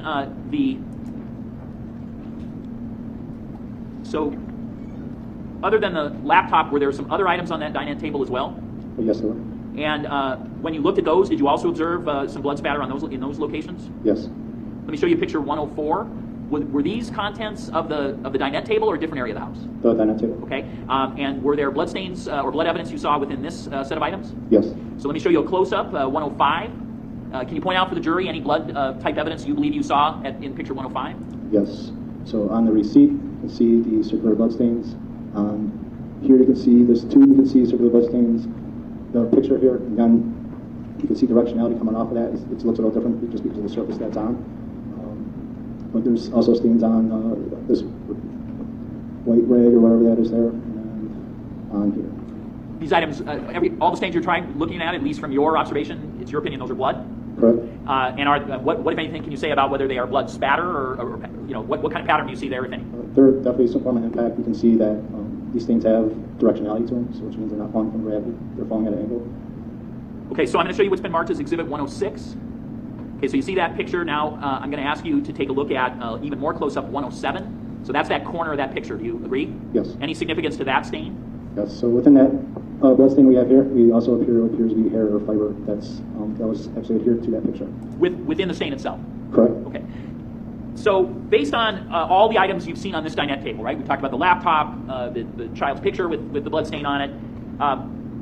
Are you able to form an opinion about whether these are the same individual blow that was at the dinette wall and pillar, or do they have to be a different blow?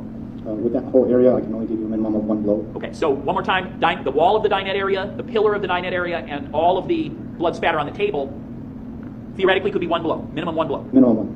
Gotcha.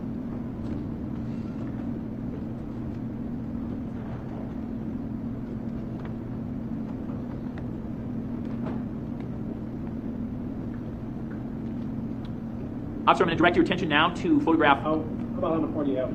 I have a number. Yeah, he did all the documenting of the evidence, Judge. Let's take a break, please. Don't talk about the case. We watch and listen on the trial. You guys thought you were going to get a break, but we're going to fast forward through it. It's a 20-minute break. And as soon as it goes to the ceiling here, the wall, the seal, we're going to jump ahead. Jury's leaving right now.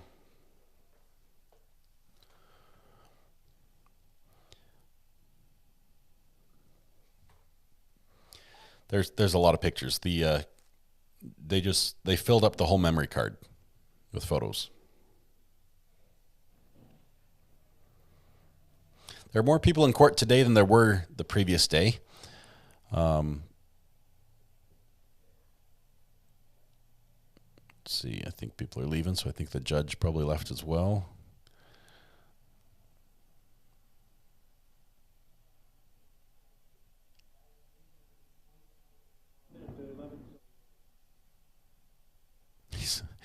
just kicked back, taking it easy. Okay.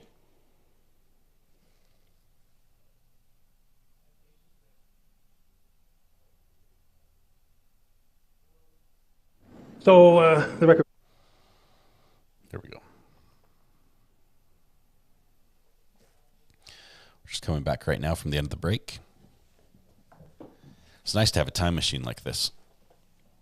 So the record will reflect that the bailiff is advising the attorneys of the name of one juror whom I have excused after discussion with her, and she said she wanted to go ahead, but was experiencing chills and felt that she probably did have a temperature. So we just lost a juror. So I gave her the choices. That was yesterday. Remain, we'll do as we did in COVID and have you sit about 6 feet away from anybody else, and she said she thought she should go, so that was what I ordered. So let's proceed with that. I'll mention something to the other jurors, and we'll proceed. Hello. Would you come down, please? Yep.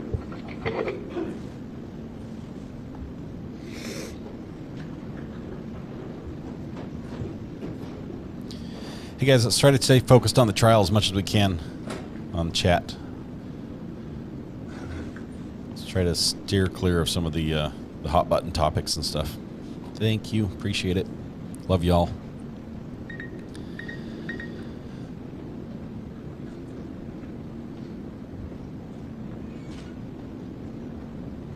I don't know, the beeps you just heard, Carol, I think that was his phone. He's playing a game or something.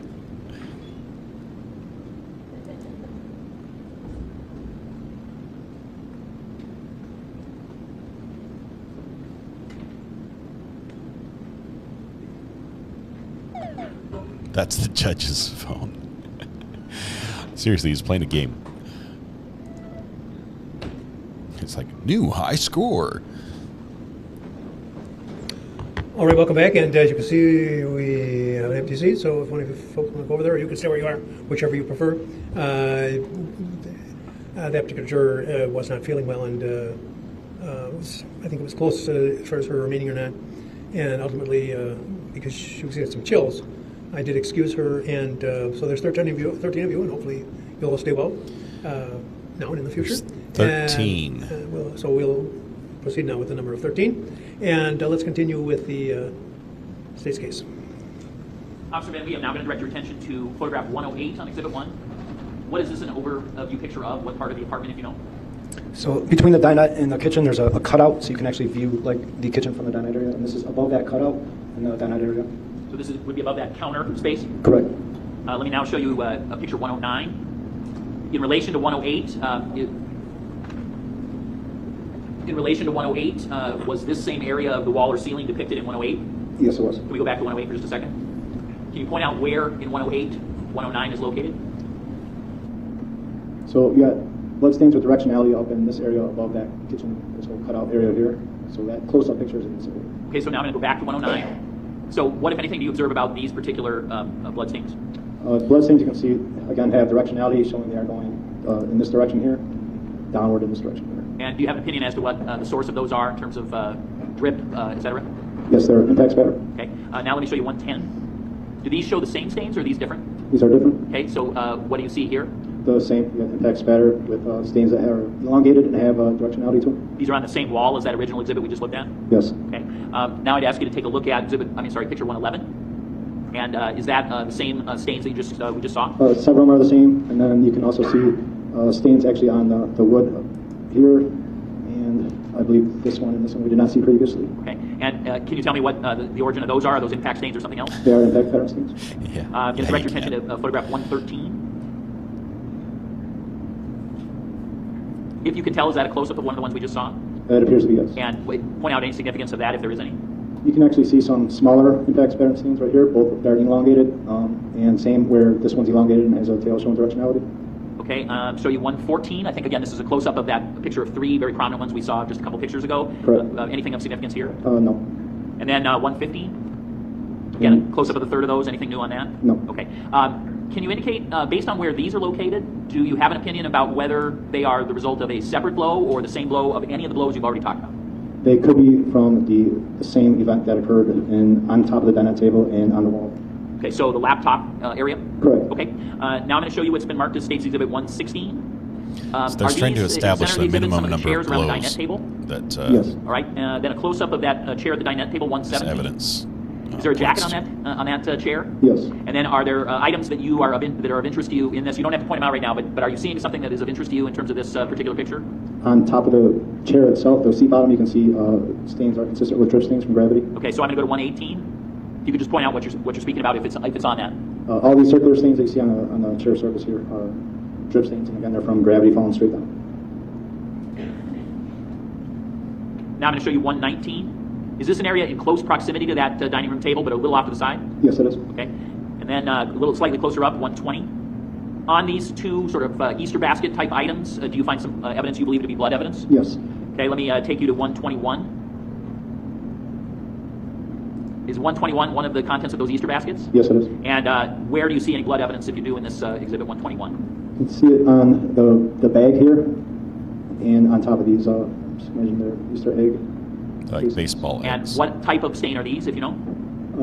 So on the bag, you can see that there are smaller stains with directionality on these, which has the appearance of impact spatter, and on these, I'm not actually going to make a comment as to how they were deposited, or just the fact that that is blood that's on there. Okay, so let's go back to the bag of 122. Is that a close-up of some of the stains on the bag? Yes. Okay, and you were indicating, what about those then, pointing them out? Those appear to be impact spatter because of the fact that you can see that they have, they're elongated and they have tails on there, indicating that there's multiple of them, so indicating that they're coming at from a direction. So these are not drip stains similar to what we saw on the chair by the jacket just a second ago? Correct. Okay. Now I'm going to show you what's been marked as State's Exhibit 125. What, if any, blood evidence do you see in this Easter basket? On the Lego box here, you can see a couple of stains here, and on the top of the box, you can see a few stains up here. And do you are you able to identify any type or pattern on these? No, I'm not. Okay. They're definitely going to show all the pictures of blood on children's items. Do you recognize this countertop in the context of this case? This is where the kitchen cutout is between the kitchen here and then the dinette area back there. Okay, so this is taken from a viewpoint inside the kitchen out? Correct. Then let me show you photograph number 129. On that surface, is there any evidence you believe to be blood evidence? Yes, there is. Can you point it out briefly to the jury? Yes. So all these stains are suspected blood. Okay, before you talk any more about them, let's take a look at picture 130. Is this a close-up of many of those same stains? Yes, it is. And what, if anything, do you note about these when you see their appearance? These have directionality to them. It's like a Chicago Cubs. They're all going in this direction here. So, do you have an opinion as to the type of stain these are, drip stains, etc.? My opinion would be impact spatter. Now, if we go further on that same counter, I'm going to show you what's been marked as State's Exhibit 132. Is this the end of the kitchen counter that we just saw? Correct. So this is the sink. The actual cutout is up here, and then this is the counter next to this. Okay. So we see prominently here a cleaning tool. Near the cleaning tool, is there something that would be something you thought might be blood, or do you have an opinion is blood? So suspected blood. This circular, and this circular. Okay. So if I show you picture 133, is this a close-up of one of those locations? Yes, it is. Where is it? The circular stain right here. Does that appear to be fit a pattern for you? My opinion is that those stains came from the dinette area and over through the cutout and were deposited on these surfaces. So I was going to ask you whether this appears to be at least consistent with a blow that we've already talked about. Do you believe it is? Yes. Okay, and that would be the blow that happened by the dinette? Correct. Okay. And then you indicated that there was another one on the counter view, so I'm going to have you take a look at photo 134. Is that to show you that's the second one that's on the counter itself? Yes. Any difference in terms of observation or the opinion you've rendered about the one that's next to it on the far right? No. And then I'm going to show you what's been marked as State's Exhibit 135, or photo 135. Is that the blood you were talking about that was right on the very edge of the sink? Yes, it is. And that edge of the sink is to that counter that we saw in the previous picture? Correct. And again, based on your observation of that, could it be the same blow, and is it the same pattern? Yeah, my opinion is that those drops came from the dinette area through the cutout and landed or deposited on these surfaces inside the kitchen. Okay. All right. So in terms of the area over by the dinette area, were there any other bloodstains other than what we have shown you in all the different areas in these pictures? No. Now, you also focused on some areas regarding the carpet in what I'm going to call the living room, if you continue towards the sliding doors, right? Correct. Okay. And you've already indicated there was some seepage blood. There's going to be more blood here. I think you called it a pool of blood. Saturated. A pool of blood. And also that there was an area, did you say it was a void? Did you use that word earlier? Correct. Let me show you what's been marked as 136. Does this picture, first of all, is this a picture again of the vantage point of the area you said was dripping blood and then the area that you said was a saturated pool of blood? Is that depicted in this exhibit? Yes, so this area over here is where the dinette area is. The table's right over here, and you're looking out towards the patio doors and into the living room. Okay, so is the seepage or the pooled area in this picture? Yes, it is. Can you just point that out so we are oriented? Okay, and then when you indicated that there was an area that you felt was a void, what do you mean by that? So you can almost see like on this side of this saturated stain and on this side where there's almost like a line and it almost forms like a square right here. So, and we can look at it at different angles too, and you can see a little bit better. But so this would indicate that this saturation or this blood pool here was it was something or some object that appeared to be some kind of area rug that was right in this area here. All right. So let me show you picture 145. Is that another picture that shows the lined area that you're talking about? Yes. So, and you can even see there's almost a color difference. This carpet here even looks lighter than the remaining carpet that you see over here. But it almost looks like a square, where you can see it squared off right here in this corner here, and then you can see that that something was in this area that's now not. And did you in some way either measure that area or preserve or in some way? There were photographs with scales in them taken, and then we also cut that piece of the carpet out to save it for evidence. What would be your estimate about how large an area had been occupied by an area rug there? I'd have to actually see the scale photographs. Okay. I can't wait to get caught up. Oh my goodness, this trial is going to have. I don't know if this will ever go to the jury. Let me show you what's been marked as State's Exhibit 137. This is going to be good. Is this the blood area that approaches the saturation area? Correct. Okay. So, anything of note here? So you can see this is the dinette area, and you can see the drip stains. Again, these are formed due to gravity, and you can see there's multiple drip stains that are in this area here. That's between where that saturated stain is and the dinette area. They seem to have a pattern where you can see where they're moving together.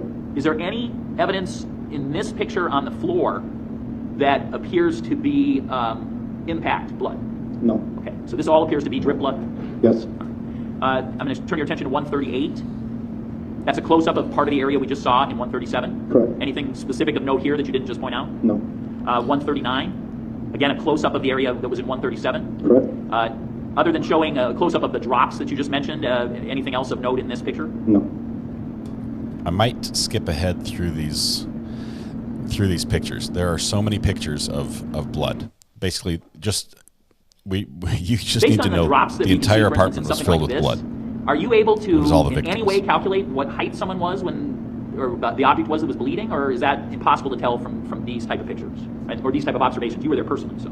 There would have to be experiments done and plus this is carpet, so it's going to react different to other surfaces, but you'd have to do experiments to see with that same material and then do blood drops for different levels. Was there anything else of note to you in the area where the blood was, in the living room area, in the general area by where the area rug is missing or void? I'm sorry, can you repeat? Yeah, anything else of note or that you we're noticed regarding blood on the carpet ahead. in It this area of the house? saves There appeared to be a footwear impression in the blood that was pooled in the living room. And are you aware one way or another whether that Saves us was 2 one of hours. the first patrol officers on the scene? 2 hours of video. And that's not something you ever try to determine, correct? Correct. Okay. Now I'm going to turn your attention to photograph 150. Where are we now in the apartment 1B if we are? Okay, well now we're going to jump ahead 2 hours. We just saw basically every single part of that apartment has blood all over it. We're coming back, I believe, from lunch here. They've just finished with that witness, I believe, or at least that portion. I'm not sure if the witness is still in the stand or not. But it's just been blood pictures that whole time. 2 hours. And none of it, I believe, belonged to the defendant. Okay. The jury can see it. The jury saw all those pictures. Would you come down, please? Yep. Thank you.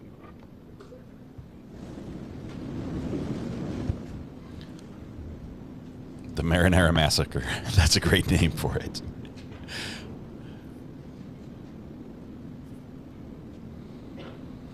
Looks like a few more people showing up in court now.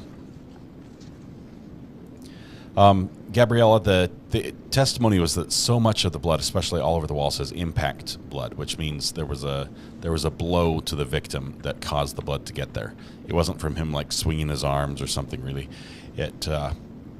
it means that there was a lot of physical contact, probably between the attacker and the victim, all over the house. There is a rug that's missing. We talked about that. You can see the area of the rug that sort of has the outline. A couple things were moved. The cell phone was in the refrigerator or the freezer with some credit cards that were taken out of his wallet, but left in a clip and stuck in the freezer.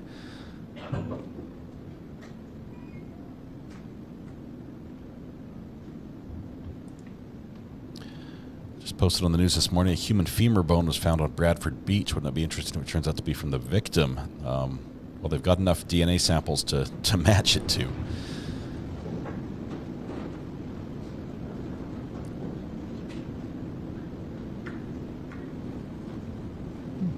All right, go ahead, Mr. Bivley. Officer Van, just a couple more questions about the apartment 1B scene. Did you at 1B take any fingerprint evidence personally? Yes, I did. And do you recall where you took fingerprints? I fingerprinted the patio door, along with there was a bottle of Corona that was sitting by the TV stand and a bottle of water. Can you indicate why, in your judgment, you decided to fingerprint the patio door? Due to the patio door not having a lot of biological stains on it, it would have been a source also of possible exit or entrance. And when you say patio door, do you mean the part facing the parking lot or the part facing the interior? The parking lot. And why did you choose the two bottles that you mentioned? They were opened and they were just sitting out in the living room. So, did you you indicated previously that you had gone in a bedroom? Is that correct? Yes, I did. And did you focus any of your evidence collection attention, meaning actual collecting items, in that bedroom? No, I did not. Why? The bedroom was unremarkable. There was no signs of any kind of evidence in there, no disturbance No blood at all, there. so we did not focus on the bedroom. Was there a window in there? Yes, there was. Why didn't you focus on the window? There was no disturbance to their blinds or anywhere around the window.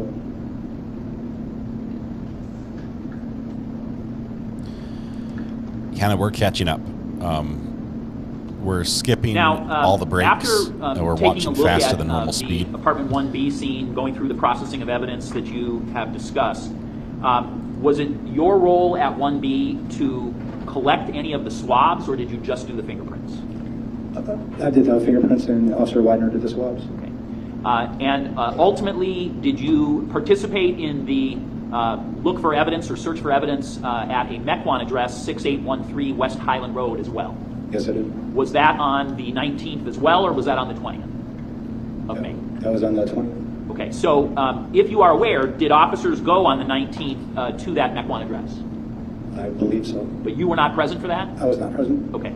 After having been at the scene that you described at 1B on the 19th, about what time on the 20th did you participate in any kind of search of that Mequon address? It was midday, so I'd say around 12 or 1. Had you showered in the meantime? Yes. And what, if anything, can you say about whether you wore the same clothes on the 20th as on the 19th? So I changed their clothes. So on the 20th, when you arrived, did you go with a group of officers? I did not. Okay. When you arrived there, did you make observations and take some photographs as part of the observations you made? Yes, I did. Were you also involved in the collection of some evidence at that Mequon address on the 20th? Yes. I'm going to first ask you to take a look at Exhibit 1, Picture 254. Ask you to recognize that in the context of May 20th. I think there are 3 kids. Yes, I did. What is that? It's a Dodge Caravan. And was this a Dodge Caravan that you photographed while you were there on May 20th? Yes, it is. And did you also take note of at least some items within that particular vehicle? Yes. I'm going to show you what's been marked as Picture 321, again, Exhibit 1.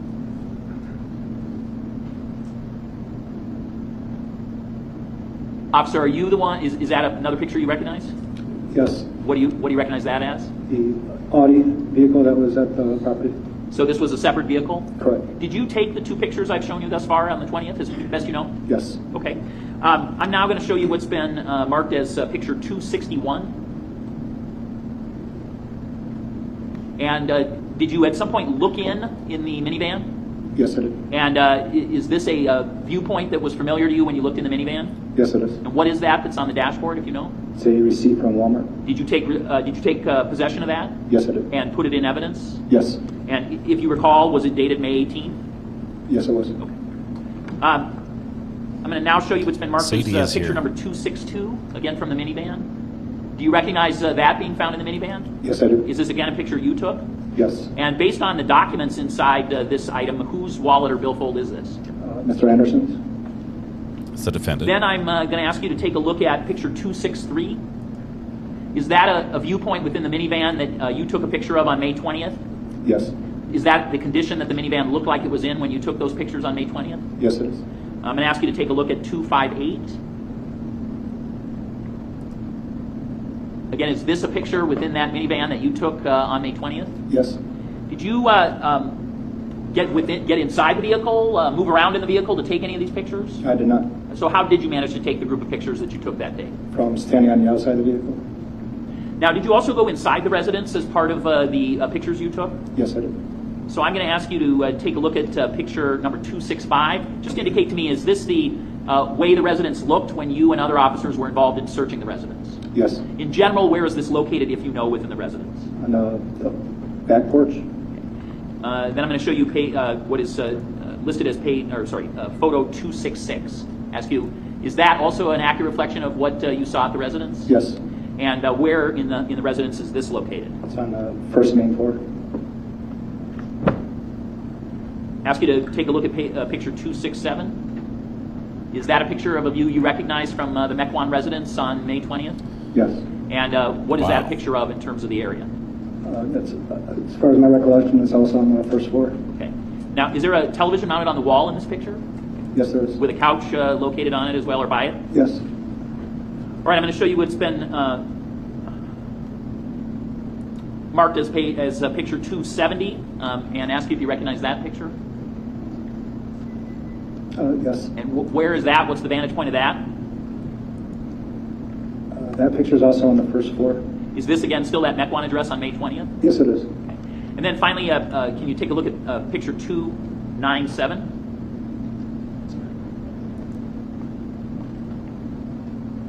And is that a picture of a viewpoint you recognize within that Mequon address? Yes, it is. Do those appear to be car seats, or when I say car seats, I mean defendant's seats that house. fit into a car to be able to provide extra seating in a car? Yes, it is. Ultimately, did you go out to the Mequon address and take a look at the yard and essentially a fire pit at that residence? Yes, I did. And if you recall, on the 20th, what's your recollection of the weather on the 20th? On the 19th, you said it was rainy. What about on the 20th, if you remember? It was not raining. Okay. And had it rained multiple days before that, to your knowledge? Yes. On the 20th, I'm going to ask you to take a look at photograph 264. Ask if you recognize what that is again from May 20th. That's the backyard of the residence. And in this picture, can we see a long view of the fire pit? Yes, we can. Okay, so where is it? It's right in the middle of the picture. And where is the residence, the primary residence, in relation to this picture? It's from where the picture was taken. Okay. Now I'm going to show you photograph 272. And is that a close-up picture of something? It's the fire pit. Okay, so that's the same place closer up? Correct. When you got to the fire pit on the 20th in midday, what, if anything, did you note about its heat or fire or any of those kind of things? There were still hot spots within the fire pit itself. And did you, as part of your work, do some collection of evidence from any contents in the fire pit? Yes, I did. So what do you recall about what the operation was to try to recover items from this fire pit in the Mequon location, in the Mequon address? On the 20th, I think he was charged. There was a few items that were visible that we collected from the fire pit. And we wound up having the Mequon Fire Department come out and lightly spray it down with water due to the fact of the hot spots. And then we wound up coming back the next day on the 21st with the Department of Justice to sift through the fireplace. Okay, what I'm interested in right now is anything you can say was in essentially the top layer of materials. So things, I assume a fire is just like anything else, right? What's on the top appears to be the most recently burned. Would you agree? I agree. Okay, so I'm interested in what is, so if you had to dig deep or manipulate deeply to see any items, I'd like you to be sure you tell us that. Does that make sense? Yes. As opposed to being surface items that are fairly readily visible in the upper levels. Does that make sense? Yes. Okay. All right, so I'm first going to ask you if within the fire pit if photograph 273 is familiar to you? Yes, it is. Okay, and so again, is this something where anyone had to dig down deep, or is this on the surface levels, the top levels of this fire pit? Those are on the surface level. Okay, so what is first of all, if you could take the pointer again, right? Sorry, and if you could come up there and tell me what the white object is that's sort of in the center of this exhibit, which is Exhibit 273. This white object here is part of a sock.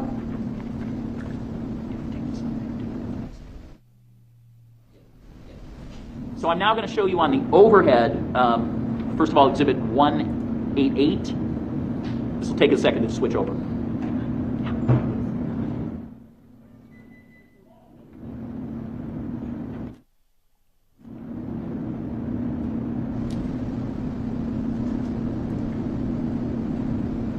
So pounds almost half a kilo. Exhibit 188. Yes. Is that the same white object that we just looked at? Yes, it is. That's close up? Yes. Are you even better able to identify what that object is in this picture? I am not. The white object? No? This, I believe this is a sock. Okay. A burnt sock. All right, I'm going to show you another exhibit. What's the number? 191. 191. Does that appear to be the same object we just showed you? Yes, it does. And what is that? It's a partially burned sock that has Haynes. Okay. The word Haynes? Correct. H-A-N-E-S? Welcome, Hunter. Correct. Okay. And was this in the fire pit subscribing. itself with all the soot and et cetera that a fire pit has? Yes. Okay. The other item that we saw in 273, there was a blue item towards the top near where the sock was. Were you able to see that as well? Yes. And when you saw that, were you able to identify ultimately what that was? Yes. What was it? That was a label from a Lysol bottle. Okay. Is Lysol a type of bleach? Yes, it is. All right. So now I'm going to ask that you take a look at picture 284. Tell me if you can identify 284 in the context of what we just said about 273. Is that the same object? Yes, it is. Is that a close-up of that object? Yes. And again, does it appear to be soot-covered, dirt-covered, it was in a fire pit? Correct. Okay. Then ultimately, did you also find some things that you believed were buttons in that fire pit? Yes. And were there multiple buttons? Yes, there were. So I'm first going to show you picture 189.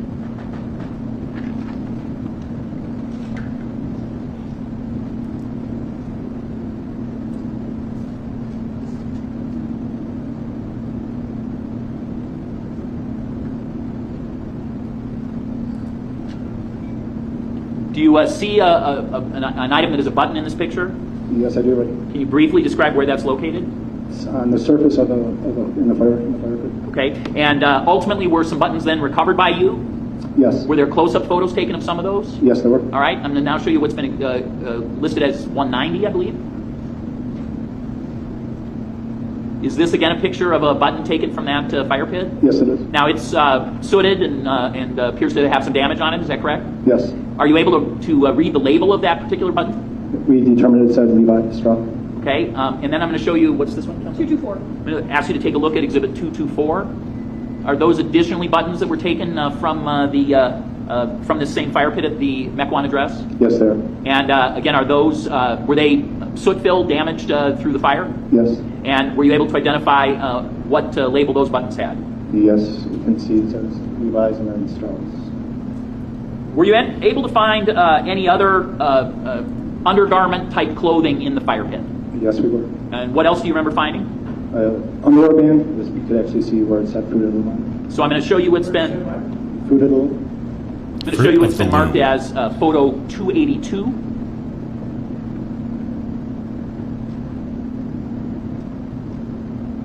Is 282 the underwear band that you were speaking of? Yes, it is. And ultimately, Fruit of the Loom could be read on there? You can actually see the L and the O in here.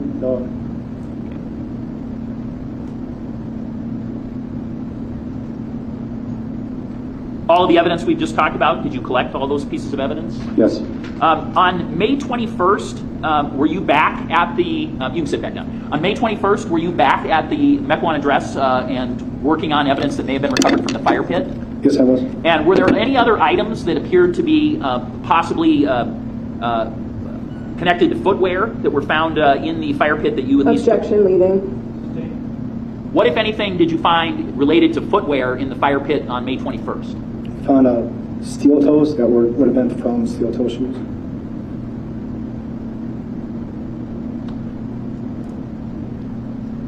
On May 25th, 2020, what, if anything, can you say you did regarding collecting evidence from any sinks at any locations? I was directed by my supervisor to go both to the that's 3709 15th Street address and to the Mequon address to actually obtain the contents of the catches and all the sinks at both locations. And did you do that to the best of your ability? Yes, I did. On May 27th, 2020, did you have occasion to attempt or to go to a address in Random Lake, essentially a tree farm, a larger tree farm? Yes, I did. And were you part of an effort that involved a number of agencies to look through that address for possible evidence? Yes. And pursuant to that, how long were you there on the date of the 27th in your estimation? I was there for probably 5 or 6 hours at least. Okay. And then on that same day, did you proceed back to the Mequon address to take samples from a particular item for possible testing as well? Yes. And what was that to the best of your memory? It was a sheet for a knife. On July 29th, just on his property, 2020, did you have occasion to go back to the Random Lake address, in other words, that large tree farm? Yes. And again, did you participate with multiple parties to, again, do a search of that property? Yes. In the two Random Lake visits, were you a person who was a primary evidence collector there, or did you simply have a role to be an assister of looking through what items there might be there? My primary role is evidence collection. Okay.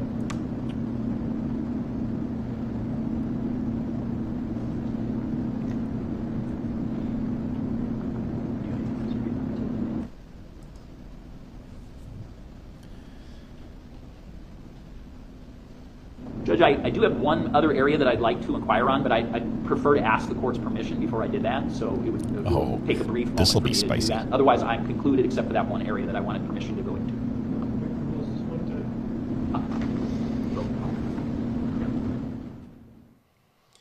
Anytime he has to ask the court's permission to go into an area, you know it's going to be right along the line. He's going to push as close as he can to get information in that's basically probably been raised in a pretrial hearing. One of those motions in limine, but he wants to get every character in that he can, every single letter, and we'll see just what he does.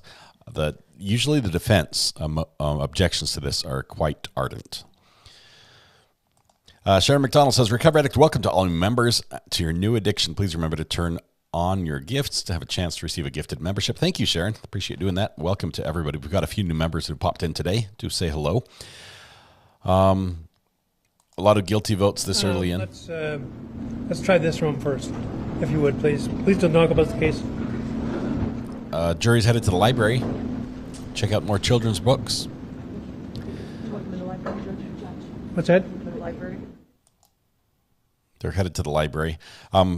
We're sped at 1.25 speed right now.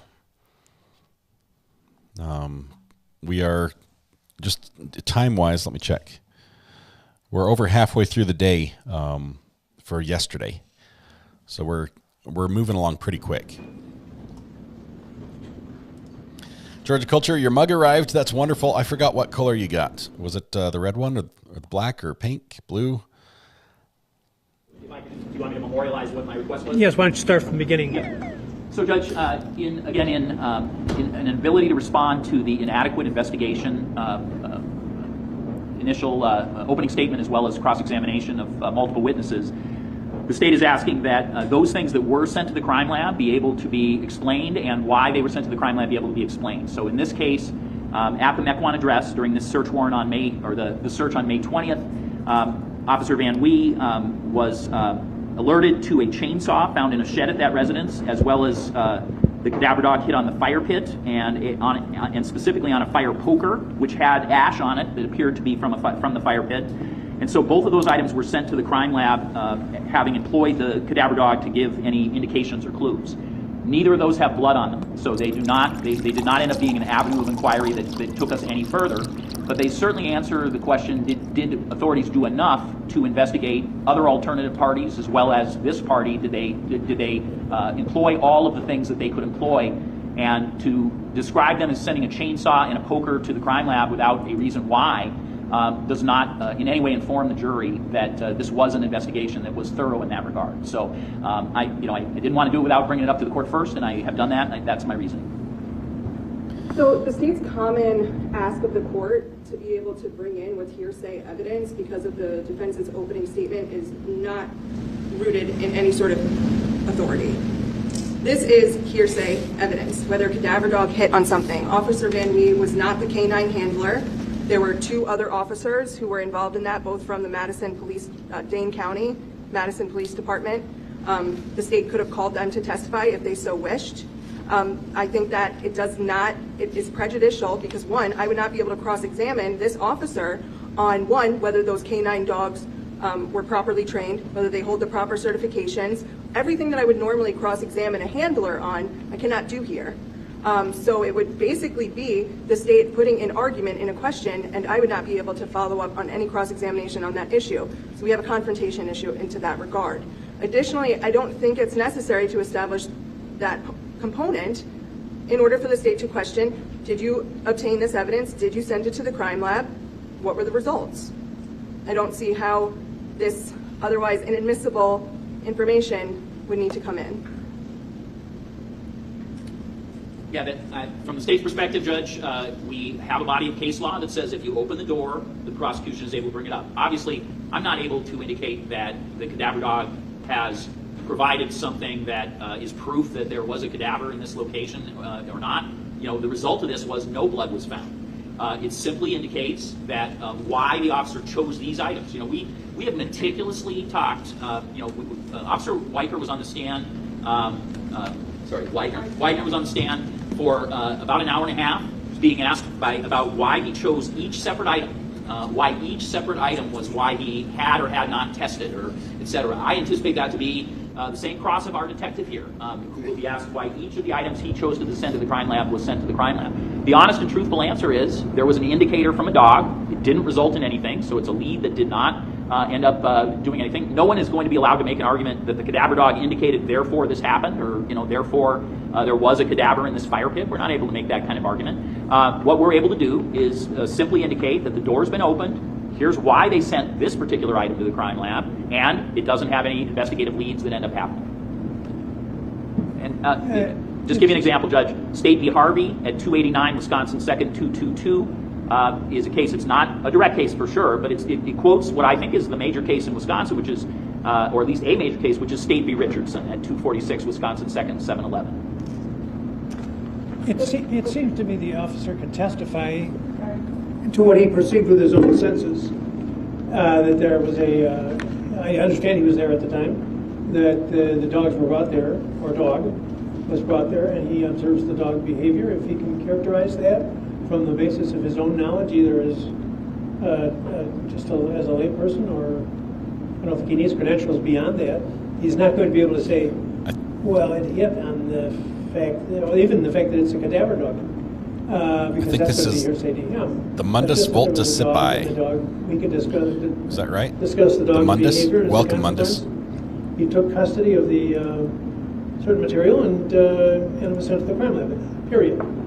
I don't think he should be allowed to testify to what the result was. Although you're not really offering it to prove the truth of what the crime lab said. But why? He's not going to prove anything. So. I think I sent it to the crime lab, period. And you can explore it further if you want. So, if I may be heard in response. Yes, because he's itching to respond to that, so let's see. Which of us should go first? Chief. Okay. So, Richardson, my understanding of it is that the opening of the door occurred in questioning when there was evidence being brought in. Opening statements are not evidence. You can't say that an opening statement opens the door to allow the state to try to introduce all of this hearsay evidence. Second, to the point it may escape the categorization of hearsay once the opening statement is over. And the opening statement can be the launching pad for that occurring. The defense maintains the position, though, Your Honor, respectfully, that that does not nullify the hearsay rules. There's literally no authority anywhere that says that if there's a statement made in opening statements, that then there's all these hearsay exceptions. As I have said before, and I have apologized to the jury because of the amount of otherwise hearsay type evidence that's coming in. It's actually concerning to me to have the jury hearing this it's a translation amount of from hearsay Latin. type evidence, except that it's not hearsay because it is not being, as a general statement, it's not being offered to prove the truth of what's asserted. So hearsay's off the table. If it's not offered to prove that, it's non-hearsay. Case closed. It's being offered to disprove what you told the jury the evidence was going to show. But that still has to be done in a way that's in accordance with our evidence code. I totally agree with you, except that when we categorize hearsay, it does not include a statement, that an assertion which is not being offered to prove the truth of the matter asserted. And this is a perfect example. He's not offering any crime lab result. He's not going to be able to prove that this was or was not one thing or another. So then he's offering it for the exclusive purpose that this was part of his investigation. So to that point, Judge, then the defense would inquire of whether the state intends on calling the crime lab analyst as to the results of this test and these tests, because if not, then this line of questioning would be wholly irrelevant. Well, and that's a good point, and it would reopen the door to the inquiry as to whether it's being offered to prove the truth of what is asserted, although actually no assertion has been made other than it doesn't prove anything. Now that in itself I think is an assertion in some cases, but I'm not even going to touch that because I don't have to. I'm sure he's aware that that could have the effect of sending the jury into the library again. Okay? So, our Officer Van Wee is his job there is to collect evidence, right? So he's informed about certain things and he's told to take evidence and collect it. We have a detective here who's going to indicate part of what we did at Mequon was we called in other agencies who have cadaver dogs, and so those cadaver dogs went through here. And when the cadaver dogs indicated on something, we took it. Those items were taken to the crime lab. I'm not aware of any item that a cadaver dog looked at that resulted in detection of blood. Why are you going to need another witness to cover this ground that you're covering now? Because there's two specific items here, and this detective, and so he's the only person who can say these two tangible items were taken. So the detective is not, he's not the hands-on guy who took the evidence from a location and put it in and packaged it up and sent it on. So the detective has only general knowledge of that. My concern is that we are getting an enormous amount of information to the jury that while it is not strictly hearsay, it's also the focus of this case has moved from the state proving its case to the state disproving the defense case. I'm not going to tell you what to do, but I don't want to keep going over and over on these same things. So I hope that we don't spend a lot of time with the detective retracing the same footprints that the dog already. My current intention is to ask two questions, and the court will tell me if this is a course it will not allow. I intend to ask this officer, did you focus and collect? Did you focus on and collect a poker and a chainsaw? Why did you do that? And then I'm done. But no, then that literally calls for hearsay. That's inadmissible. Why did you do something? And my understanding is, Mr. Officer Van Wee, and correct me if I'm wrong, but that he did not observe the dogs hit on the items. Well, why he would do something would probably pull it out of the hearsay rule had it been there in the first place, because it's a statement of intent, plan, or purpose. Why can't it simply just be, I was instructed to you know what, I'm not going to advise him on what he can and can't ask. He knows I'm always here ready to pounce.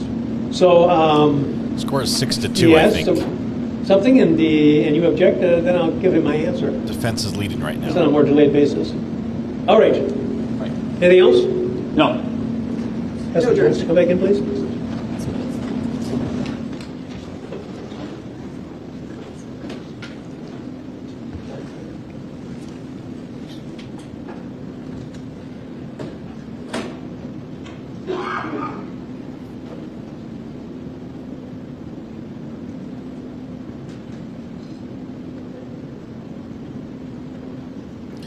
Yesterday we kept a score on who won the objections with the judge, and it was defense won, I think, by 3 or 4. I think it was like 22 to 18 or something like that. I think the defense is leading again today, but they seem to be winning the objections but losing the war.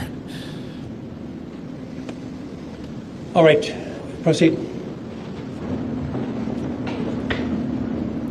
Should I continue, Your Honor? Please. Officer Van Wee, what, if any, evidence did you collect regarding a chainsaw at the Mequon address on May 20th? I collected a chainsaw. Do you recall where that was? It was inside a workshop. And what, if any, evidence did you collect regarding a fire poker at the May 20th search at the Mequon address? I also collected a metal pole that resembled a fire poker. And where was that located? Also in the workshop. Why did it look like a fire poker to you? It was metal, and then I had like burnt-in ash at the bottom of it. And as the evidence collector at May 20th, why did you collect those 2 items? To object calls for speculation. No, the objection's overruled. I was informed to collect those. Based on what information? I'm going to object to hearsay and speculation. If he's not permitted to testify as to what whomever gave him the direction to do it was thinking, as to why, he can't testify to the command because it's a non-hearsay statement, not offered to prove the truth of the matter asserted. But I was informed to collect those 2 items because a cadaver dog hit on those 2 items. I'm going to object. That call is now for a conclusion. It's being offered for the truth of the matter. Ms. Witness I'm asking that that be struck. That portion that says a cadaver dog hit on the items is it's an historical fact, or what is claimed to be an historical fact, something that happened, so it becomes an assertion, and the person who made the statement, whoever it was asserting that the dog had done that, and he has not indicated he's got personal knowledge of that, so he's not allowed to relay that information to you. That is classical hearsay, so that objection is sustained. But I'm just striking that portion as to why he picked up the item. Any question? I have nothing further. Thank you, Judge. If I can just have a brief moment, because we're going to have to change out the ports for the media so I can put things up on the screen. Please. Thank you. Swapping the HDMI cables. Where's a Doug when you need him? Apparently each table has their own like Elmo input device, which is convenient, so they don't have to share one. But unfortunately, there's just one cable going back and forth. They should have 2 cables and have a switcher where they just back and forth. That's the sound it would make. But the what if any is a lazy man's way of getting around leading questions. Yes. Instead of asking a proper question, they say what if any, and then they lead. Charlie, thanks for gifting another membership. Looks like this one is going to Christine Hathaway Cooley. Thank you very much, Charlie, and congratulations, Christine. Appreciate that.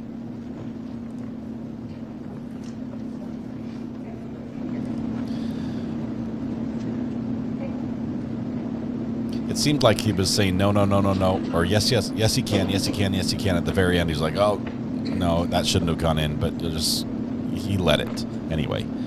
That was the whole reason for the objection in the first place, was to not get there.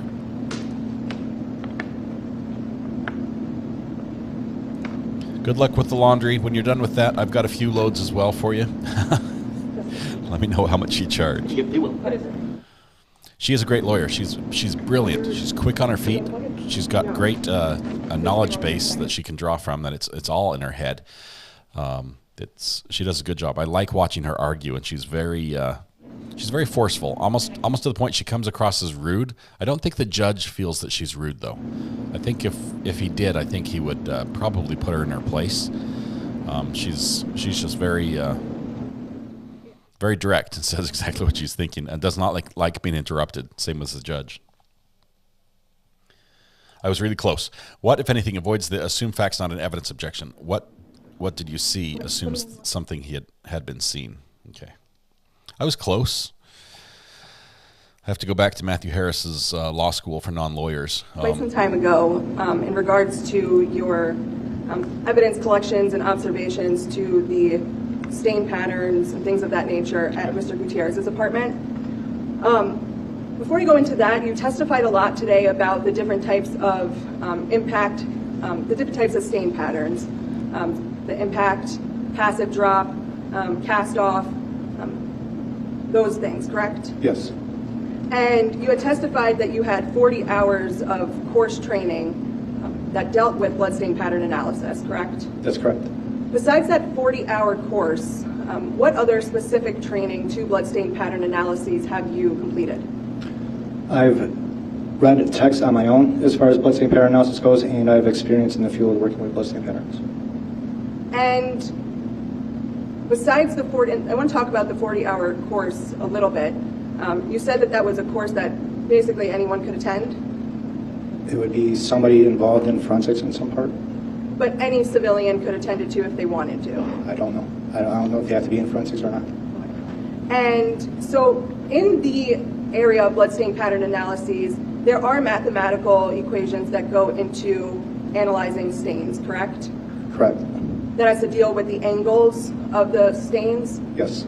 And those angles can tell you the point of initial impact? It can give you an area of, not the exact, because it's not exact science, but it can give you that area. All right. I'm not sure if you guys can hear me yet. We're trying to get everything back up. Just had a power outage just for a minute. We're going to pick up right where we left off, if that's good. Let's see. Looks like I'm not in my courtroom anymore. Let's see. Need another camera turned on. We're getting here. Just 1 second. Let me see if we can start the feed. Yes. And those angles can tell you the point of initial impact? It can give you an area of, not the exact, because it's not exact science, but it can give you that area. And it can give you approximately a height of where the impact was caused? Correct. And there's mathematical components to it. What training in mathematics do you have? I have advanced geometry. I have advanced algebra. Is that a college course that you took? Yes, it is. Okay. And do you have a PhD in science? I do not.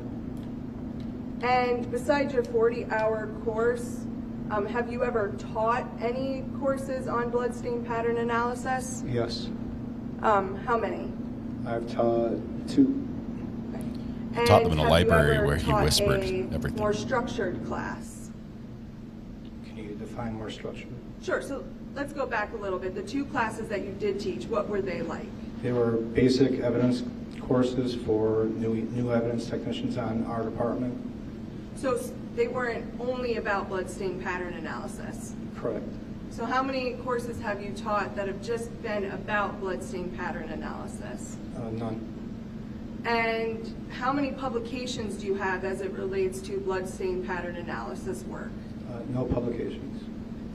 And besides, in this case, you wrote a report on your findings as it relates to the stain patterns in this case? That's correct.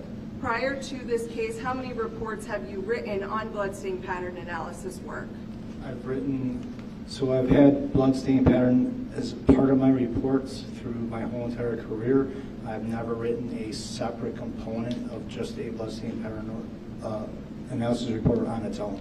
So 0?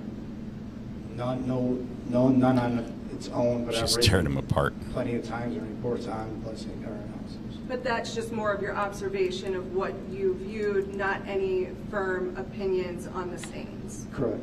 Okay. So as far as firm opinions on stains viewed, prior to this case, you've never written a report to that extent? Correct. And how many times have you testified in court as an expert to bloodstain pattern analysis? None. You had talked to the jury and to all of us about your course that you took. I've asked you a little bit about it. And you said that you took and completed that course in August of 2021. It was in 2021, August, sounds about right. And you were at the scene of Mr. Gutierrez's apartment in May of 2020. Correct.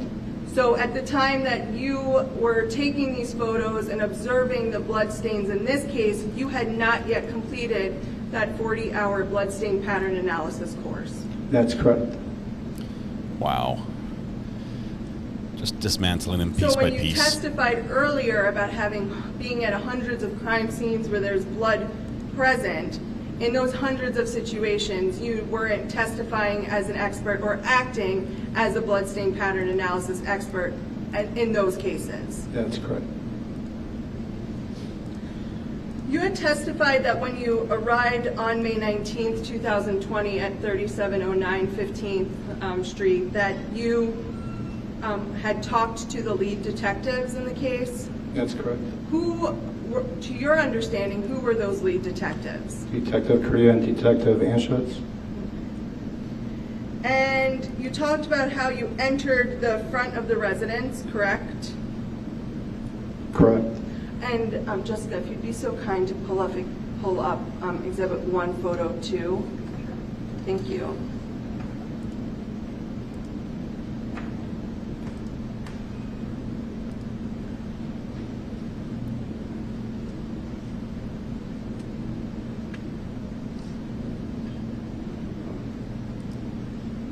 And so you said you walked in that front door, correct? Yes. And you talked about points of entry into the building and Mr. Gutierrez's apartment, correct? Yes. You talked about the screen door to the right of that main door? Yes. And there's also a window that went into Mr. Gutierrez's apartment, correct? Correct. From being at the crime scene on May 19th, 2020, you're aware that there's also another entry into the main hallway of the building, correct? Yes. And that's directly, if you walk in that main door, if you walk all the way back, there's another door that goes out the back. Correct. And did you process any evidence there? No. Did you take any pictures of that exit or entry? It's a common door area, so no, I didn't. Okay. But it could have been a point of entry into that building, correct? To the building, yes. And because on the other side of that door is a green area, right? Yes. And then up there's, and then after the green area, there's another parking lot, correct? Correct. So it's accessible to go in and out that way into this building? Yes.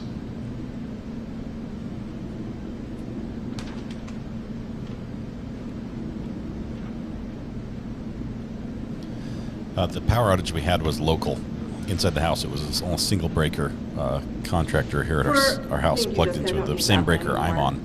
Tried to run a circular saw. For a lot of the exhibits that we went through, I'm not going to go through each and every one of them again. You talked about the vast majority of them being impact stains, correct? Correct.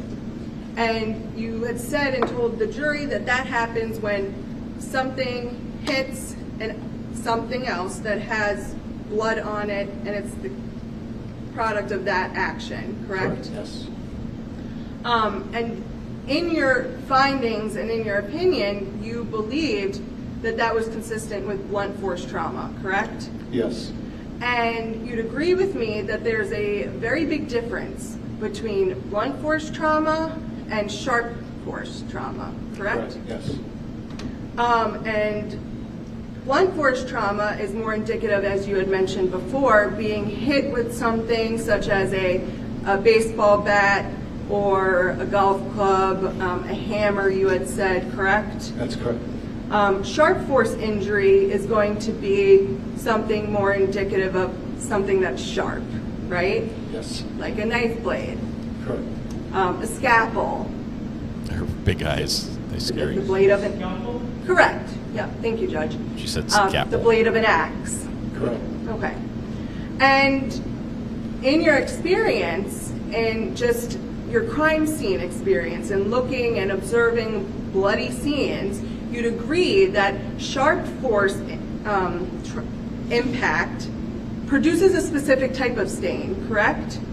Yes. And in this case, you did not see a stain that was consistent with sharp force injury, correct? Sharp force. Knife wounds can actually cause drip stains, so there's drip stains on the carpet in that apartment. So like if somebody gets stabbed, blood can drip, gravity will pull that blood down to the ground. So. But as far as the stains themselves, if we have someone, just an example, that slits someone's throat, that often will create a type of pattern that's very linear in appearance, correct? As I mentioned earlier, it would, like an artery, if a major artery was cut, it would cause arterial spurt. So there's like a V pattern. But it's going to be more in a straight line. Yes. It's not going to be the impact spatter, random dots that we see consistently throughout this apartment. Correct. Those stains, as we stated before, are more in line with blunt force trauma. That's correct.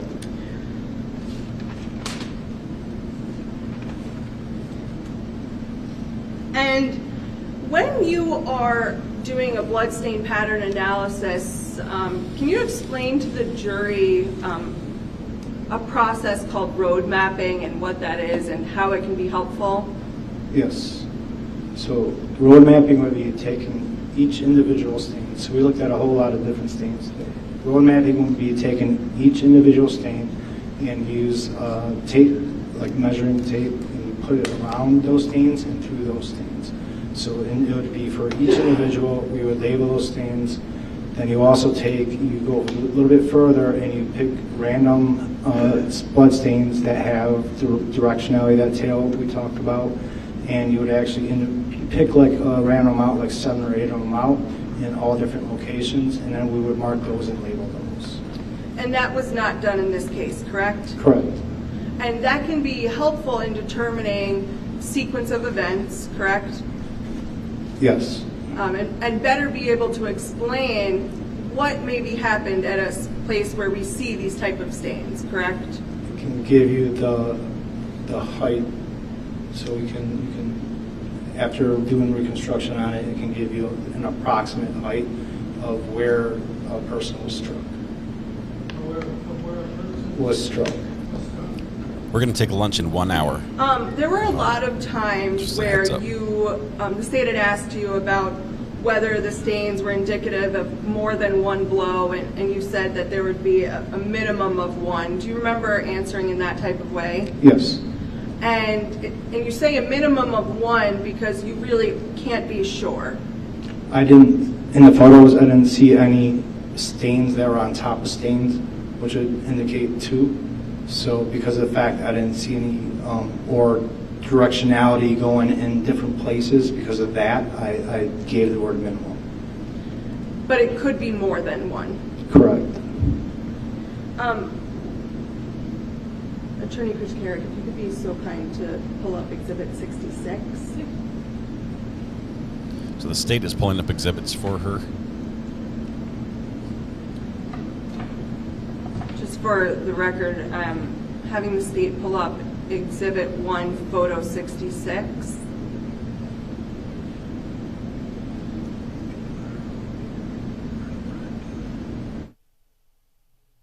You remember testifying at length about the blood splatter on that gray console table that stood about 3 feet high when you first walk into the apartment, correct? Correct. And this was one of the stains you talked about that was different from the impact stains that are seen on the front and top of that console. Correct. And then, Jessica, if you could just go to Exhibit 67. Thank you. And you also talked about the one that we can see to the right of the stain I was just referring to, that you two said that that's different from the impact stains that were on the front, correct? Correct. And you'd agree that the second one, it does appear that it is overlapping on top of that impact stain pattern, correct? Correct.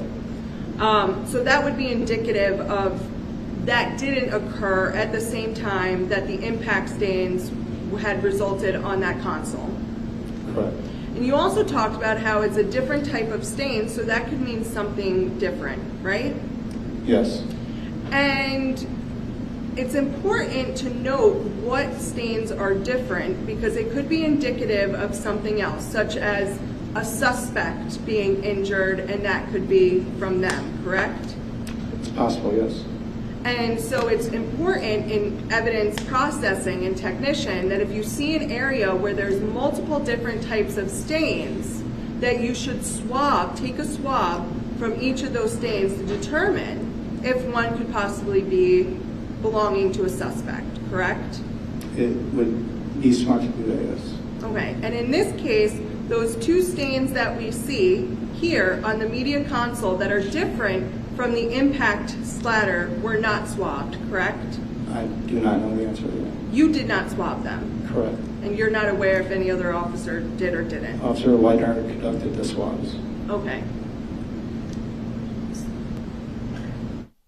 Then, if we could pull up... I have her going at 100% speed instead of 1.25. This is State's Exhibit 1, photo 77. I can speed her up if you want. This one, when you were testifying, you said that that was different than the other stains seen as well, correct? It's a passive stain.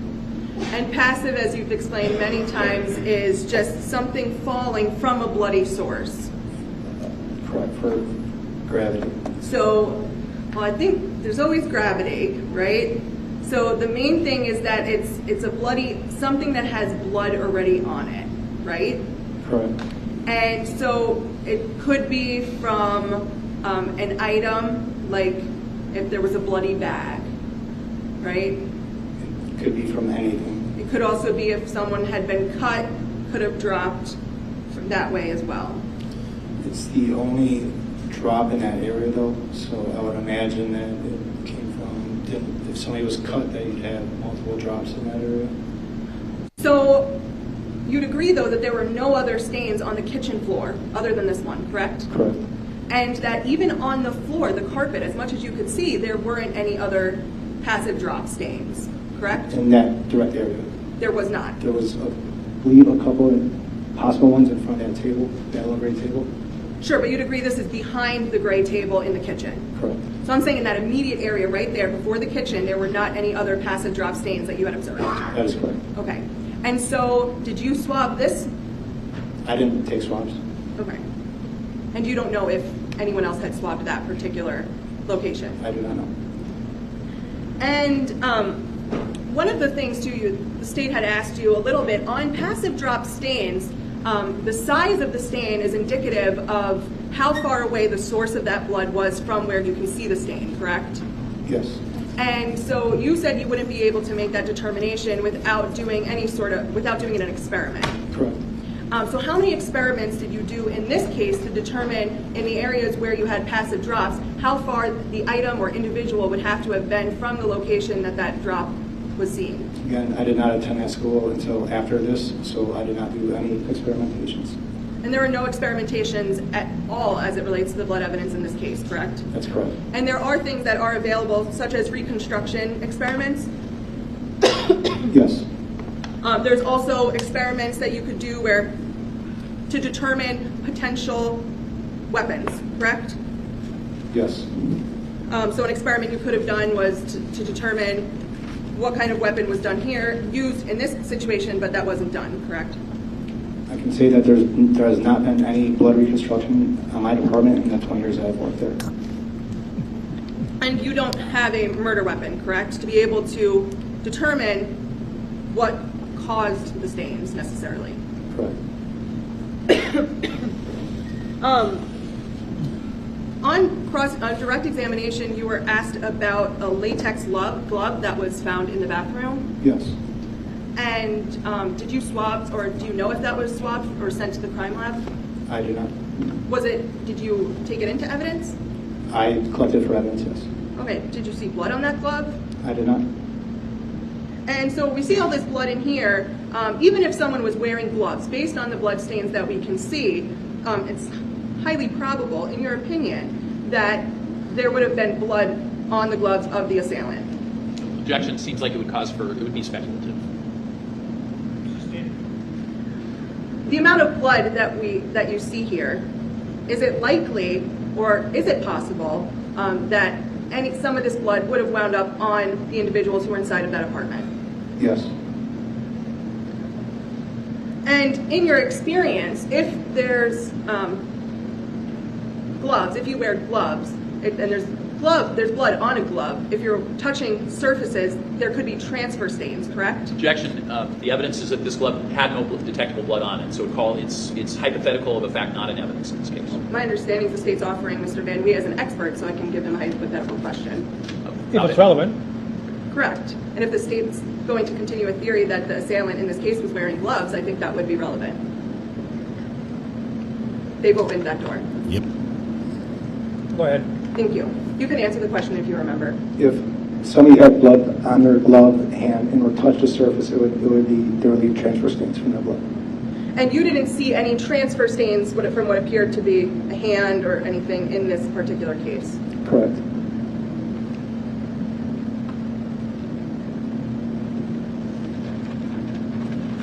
There were points where you had talked about specific patterns. We saw it on, primarily I think where you were talking about it was the white tables that were close to the patio door, and you said that that type of pattern could be indicative of really one of two things, an aspiration missed, or that resulting from a gunshot. Do you remember that? Yes. And you had said that there was no evidence of a gun being used. Do you remember saying that? Yes. What did you mean by that there was no evidence of a gun being used in this case? So if a gunshot actually goes all the way through, so it perforates somebody, that doesn't just penetrates, goes in and stays in. If it perforates and goes in one side and exits the other, it's going to, first of all, the bullet's going to travel and strike somewhere else in that apartment, so on a wall or on a piece of furniture or something. There was no evidence of any bullet strikes in that residence. And also we didn't recover any shell casings, anything related to gun evidence in that apartment. So I want to walk through that a little bit. So you're aware, you've obviously been an officer for a very long time. You're aware that there are different types of bullets, correct? Correct. And there are some bullets that when they make an impact into an individual, they expand or explode in an individual, correct? Correct. So if a bullet like that was used, then you wouldn't necessarily find a bullet hole because it wouldn't have gone out of a person, correct? Right, that's why I said if it penetrates, it doesn't have perforate. So there are situations where a gun can be used that you wouldn't have that clean cut through and then see a bullet hole or any indication of any bullet fragments in a room, correct? If a bullet does not exit a person, then stays in the person, and someone either collects their shell casing or uses a revolver, we would not have evidence of issue. So just so we're clear then, in situations a gun could be used and it's possible then you wouldn't find evidence of fragments or a hole in a wall. Correct. Then you talked, I think you just mentioned it right now, about a revolver, but there are types of guns that you wouldn't produce a casing, or a casing wouldn't be ejected from a firearm, correct? Correct. And a revolver was one of them because after it's shot, the casing stays in, I don't know the proper term on a revolver, on the cylinder, yes, correct? Yes. So just because there aren't casings found at a scene does not mean that a gun was not used, correct? Correct. And there's also mechanisms that can be used to silence the sound of a gun, correct? Yes. So then perhaps neighbors wouldn't hear a gunshot in a normal way that people think, oh, I heard a gunshot. Correct. Some silencers can sound like a thud, correct? Yes. All right. So now looking at the fact that there are cases where guns are used where you wouldn't find casings, people wouldn't hear gunshots, and there are no recovered bullets or fragments, it could be that the pattern you observed on that table was a product of a gunshot. No. Why are you saying no? It would have to be a perforating injury to lead that. It would have to be exit. So you have forward spatter and you have back spatter issues. If somebody gets shot and the entry wound will produce what's called back spatter, it'll come back towards the gun, and it doesn't have an impact pattern stain like is observed on that table. In order to produce that, it would have to exit out the back, so that bullet would have traveled all the way through that person and then struck something else in the apartment. So that would give us evidence of a gunshot. Okay. So then it's aspiration missed. It's either aspiration or it's an impact pattern. It's just, it looked to me and Officer Wider that pattern observed was different. It was smaller than what I observed in other places in the apartment. So you can't be sure as it relates to that pattern? Correct. Okay. If we could pull up Seats Exhibit 1, photo 139. So in this picture, remember, you had explained to the jury that these dots that we see are passive drops, correct? Yes. There's also, though, what appears to be some sort of smearing pattern in this picture, correct? Correct. So if you don't mind, I hate to make you get up, but if you could use that nice pointer stick and show the jury where you see that smearing pattern. This is a trap. So in this area here, around this area. Okay, thank you. And you can sit back down. And can you explain to the jury what a smear pattern indicates? Not actually, it wouldn't be a smear pattern. Smear has a totally different terminology as far as in blood stain pattern analysis. I reserve comment on that stain in particular. They have the appearance of transfer stains for blood, like if somebody's clothes has blood on it and it rubs against an area like carpet like that. That's the appearance that it has to me, but I did not give an opinion on that just based on the fact that I'm not positive on that. Okay, so it's either a smear or a transfer. Can't be a smear. It can't be a smear, so you're saying it could be a transfer. Correct. Could this be, in your experience, could this be an indicator of a potential struggle between two people? It's possible.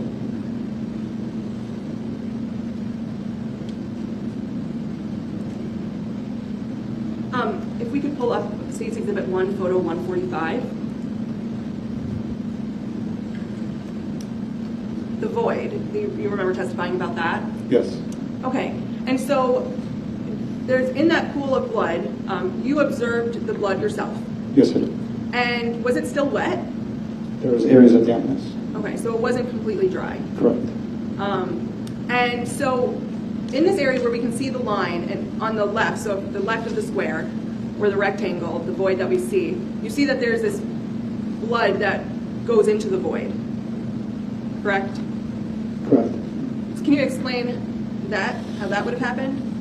Through saturation, or that object, or that area carpet could have been also moved with something still right there causing blood to continue to pool up. Okay. And from what you can observe here in the void, there would, in your opinion, if there was a rug there and we see this void, is it likely that there was blood on that rug? Yes. And I want to talk back in context of this and passive drops and impact stains. It's possible that if you have a bloody item, it doesn't have to be a body or anything like that, and you throw it up against something, that too could produce impact stains, correct? You're going to have to repeat that, sorry. Sure. I guess I have a bloody balloon, okay. Right? I don't actually, but you know, this is just the hypothetical. I have a bloody balloon. I throw it up against this table and it hits the speaker. In that situation, the impact could be caused from this non-human, non-person item, correct? It's not. It's going to be transfer from the blood on the balloon onto the desk. It's not going to be impact. No, not if it hits the speaker, and let's say there's an imaginary wall in front of counsel table, there could be impact spatter from that point of impact, correct? It's impact spatter has to have a certain speed. So what you're talking about, that scenario you're talking about, there's no way unless you're throwing that balloon over 25 feet per second that's going to leave impact spatter. Okay, so impact spatter is only going to be produced when you have some sort of, not high velocity, but if there needs to be a significant amount of velocity. Correct. So there's also a physics component then to blood stain pattern analysis? Worded like that. Okay, do you have any physics training? I do not. Okay. If you could pull up exhibit, I believe it's 162.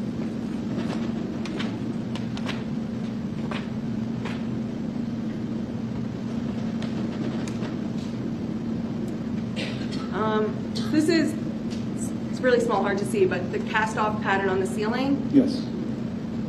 And so cast-off, I think you explained it, but I just want to be clear, is when you have an item that has blood on it, and then when it's moved, that item produces the cast-off. Blood would come off that item as it's flown? Yes. Yes. Okay. And so previously you had mentioned a baseball bat. I give a few different examples as to what could cause that. So let's use the baseball bat example. If there's blood on a baseball bat, it could produce cast-off. Yes. And the state had questioned you about the stains that were observed on the seat of the couch, the saturation stains. Yes. And there had been some mention of the multiple different ways that it could be caused. And one of the ways that you talked about was if there was some sort of cut to an artery. Do you remember that line of questioning? Yes. But arteries can be basically cut from blunt force trauma as well, correct? It could happen, yes. Okay. And if there's something being used that, let's say, is wooden in material and is starting to shard off, and you have pieces of exposed wood, that impact could cause damage to an artery, correct? Yes. And there's different points. Your artery is not just in your neck, to your knowledge, correct? It's not just in your neck. Okay, so there's other areas of a body that could be that could cause an arterial injury other than the neck and area. Yes. Okay. And so I want to then go to the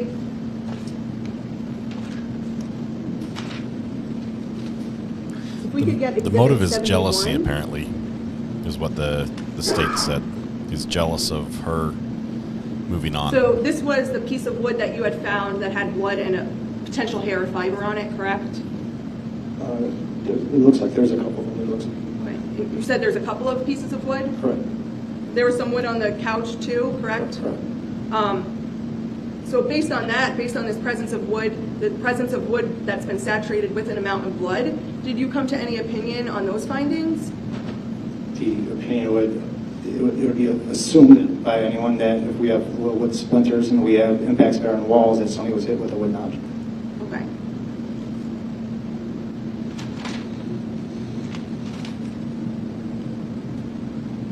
If we could pull up Exhibit 1, Photo 203.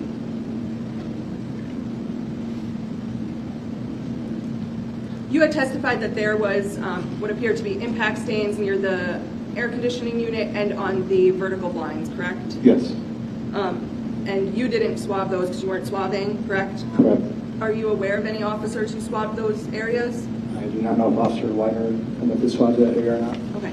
And you would agree that these were pretty, I don't want to use the word remote, but they were pretty far away from other stains that you had observed, correct?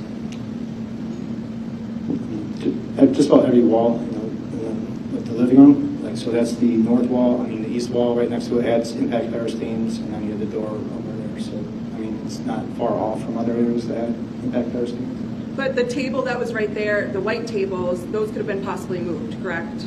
Which table? The white tables. Objection. Calls for speculation whether a table could have been moved. I can rephrase it, Judge. I'll just rephrase. The white tables that had like the rocks and the remotes that you observed this potentially aspiration or impact stains. Yes. You don't know if that table was there at the point of impact, correct? In that location. Correct.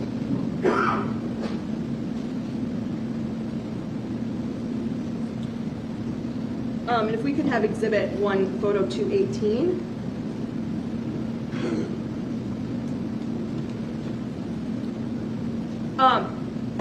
Did you observe any stains on the item behind the couch where we see the saturation stains? No. And there was nothing directly behind there, correct? There was no stains observed behind there. So did that play into your analysis at all, the fact that behind where those saturation stains are, there was no impact or any type of stain patterns observed? There's impact right above. You can see it in that picture. Right above the tire? Correct. On the wall? Yes. Okay. And so is it in your opinion then that the blow that caused the saturation stains or whatever caused the saturation stains produced the stains that were observed on that back wall above that tire?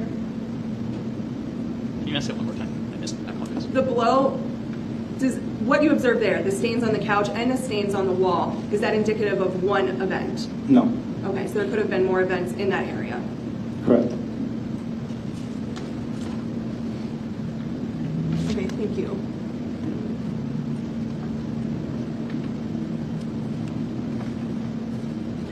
You had testified about a shoe mat in the living room area that had been moved at some point, correct? Correct. And you knew it had been moved because there was patterns behind that? Yes. Did you or anyone, if you know, swab that shoe mat for DNA? I do not know. Did you observe any shoes in the apartment? I can't recall at this point.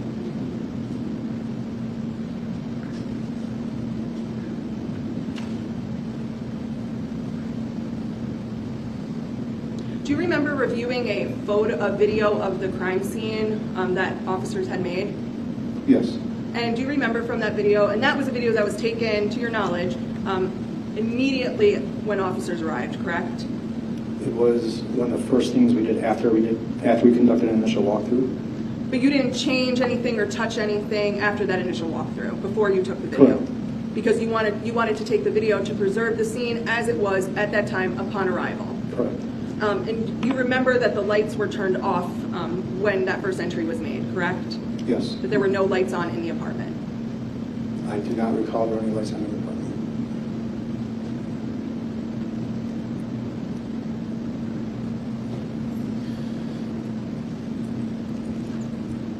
I think we're about 30 minutes from a break, maybe a little less.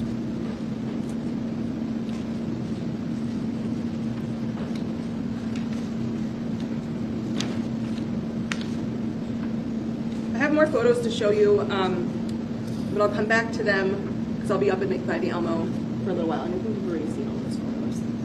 Unless you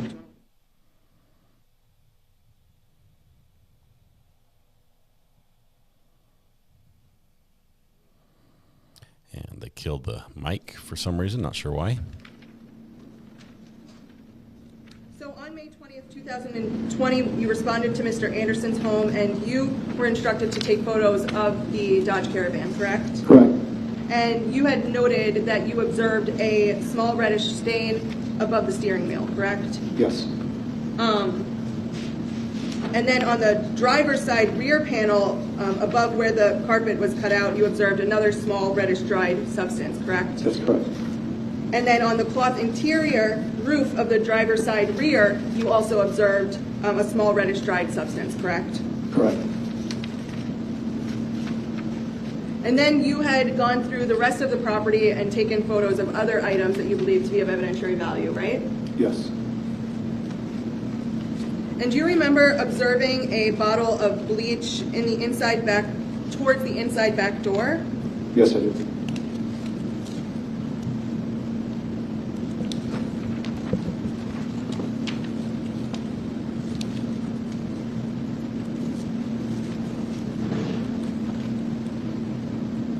What's picture time? She just threw Elmo into position.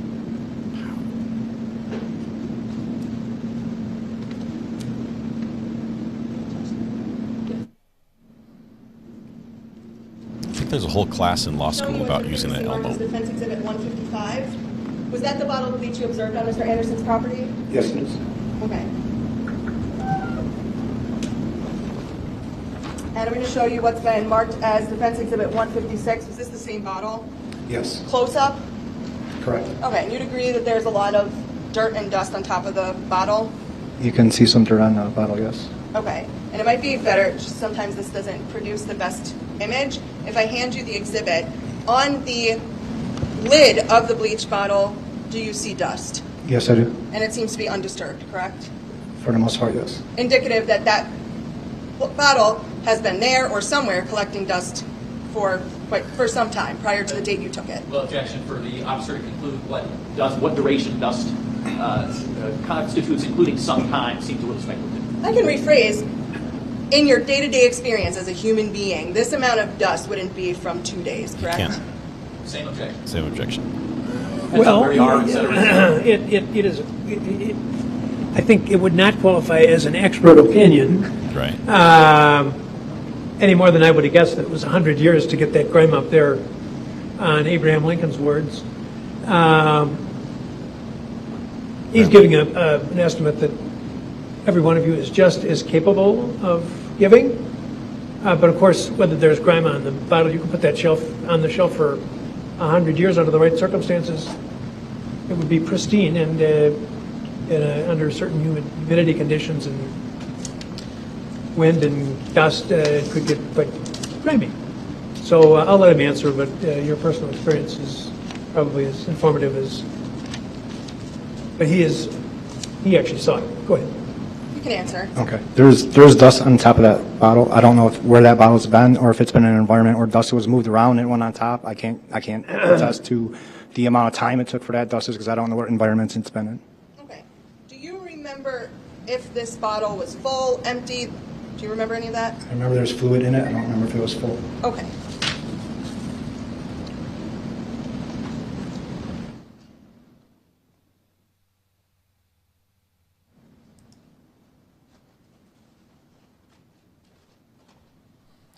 Interesting. That bottle to me looked like it had not been moved in a little while. Just from my experience of picking up dusty bleach bottles, which is extensive. I should be an expert. Package items as well? I did. Okay. So I'm going to hand you, I think this actually needs to be marked. Is it not marked? We did not mark any things. No.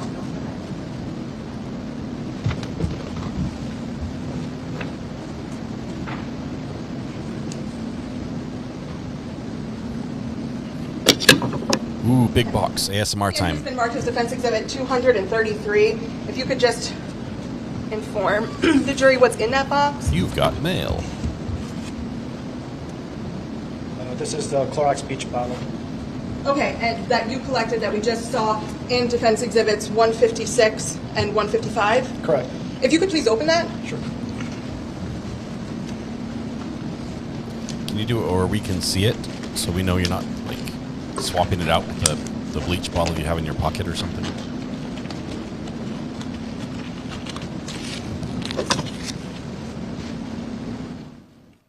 Ooh, putting on gloves while holding scissors, that is a skill. You know this guy is an expert right now. He's just showing off right now. K-bar time.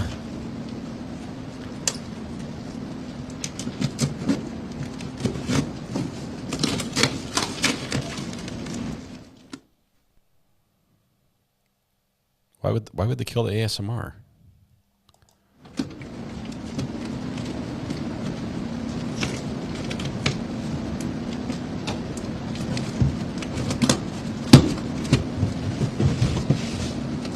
That's something I hadn't thought of, Lee, but you've got a good point.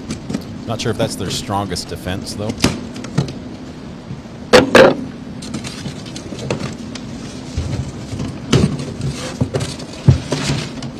Okay, if you want to just put it here, and from picking it up and holding it, how full would you say it is? It's full. Completely? Yes. Okay, did you want to open it to see if the seal's been broken? You want me to? Yeah. All right. Thank you. Sure. We'll have a hazmat situation. I was not able to tell if the seal on there broken at all. But Okay. But and from looking into it, you don't have to put your face all the way up to it. It's completely full. Don't sniff it. Don't taste it. Okay. We can't hear you, officer. you can see the liquid up to where my finger's at. So there's a little bit. He's indicating with his finger. About 2.5 inches down. Down from the very top of the table. I didn't hear the answer about whether the seal had been broken. I'm sorry. I missed it. I didn't notice the seal broken out when I opened it. Okay. Thank you. You can just put it back in the box if you don't mind. Sure.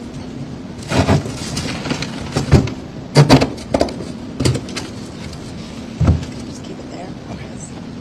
Okay, so back to the Dodge Caravan. I want to show you it's been marked as Defense Exhibit 63. And again, the Elmo is not that great, but this is what you observed and took pictures of. Don't disparage correct? Elmo. Yes. And so, do you see the stain that you were referring to? In this picture, I don't. Okay. And if you need to look at the actual photo opposed to what's on the screen, but you'd agree that the dashboard is quite dirty and dusty, correct? Yes, I see. There's what appears to be dirt on it. Okay, and if I hand you the picture, because I think you can better see it, Okay. does it appear to be dusty as well? Yes, it does. Okay, thank you. I'm going to show you what's been marked as Defense Exhibit 64. Do you see the stain that you were referring to in this photo? I believe I do. Okay, if you don't mind going up and pointing it out to the jury.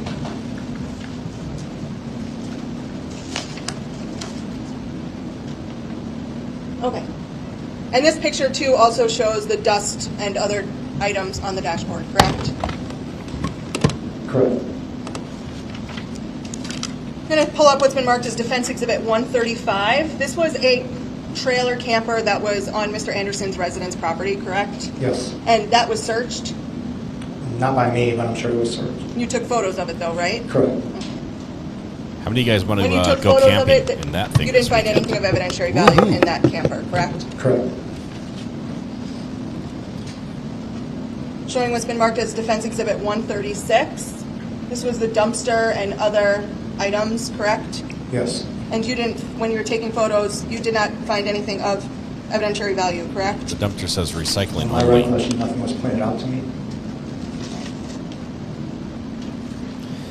Yes, initial mistrial was Sure, no, it's fine. It was 136. a discovery Defense Exhibit violation 136. where the No problem. state's we're actually going to get to that tomorrow or maybe this afternoon. And then the state showed you other pictures of Mr. Anderson's home. A witness changed their testimony, or property. I'm and going the to show you what's state been marked as interviewed Defense her Exhibit 140. and didn't tell You the took this defense photo, about correct? the change. It appears so, yes. And it was clear from when you were taking photos that that property was under some sort of contracting work. Yes. Show you what's been marked as Defense Exhibit 141. This is just another photo of the contents of that dumpster, correct? All right. And this was before other officers started emptying it, correct? Correct. And you took photos throughout that whole process? No. Just the beginning and the end? Correct.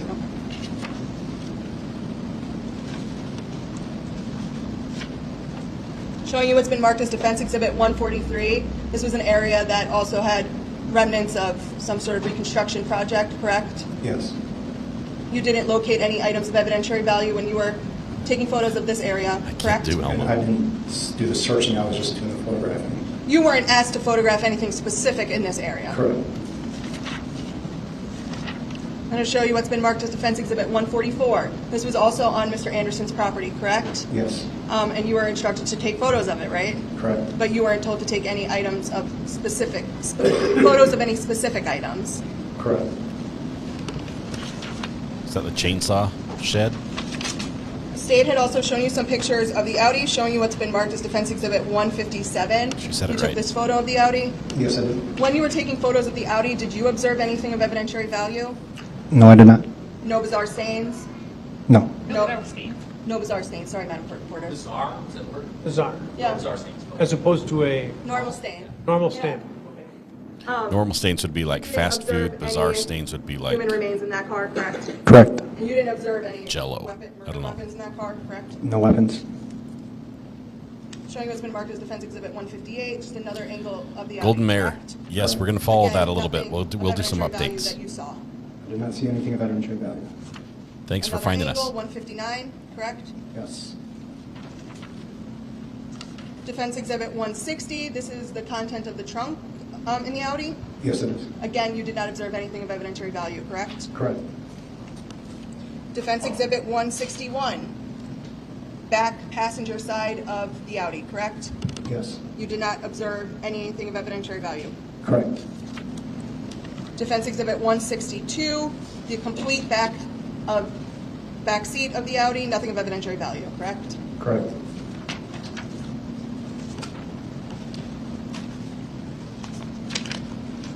When you were in Mr. Anderson's van, you had processed some items in there for evidence, correct? I never went inside his van, so When you were taking the photos, I didn't go inside the van. did you take any paperwork out of the van? I personally didn't, but paperwork was taken out of it. Okay.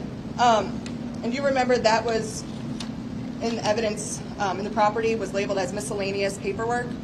It's possible. Okay. I'm going to show you what's been marked as 154. Does this appear to be the paperwork, to your knowledge, if you know, that was taken out of Mr. Anderson's van?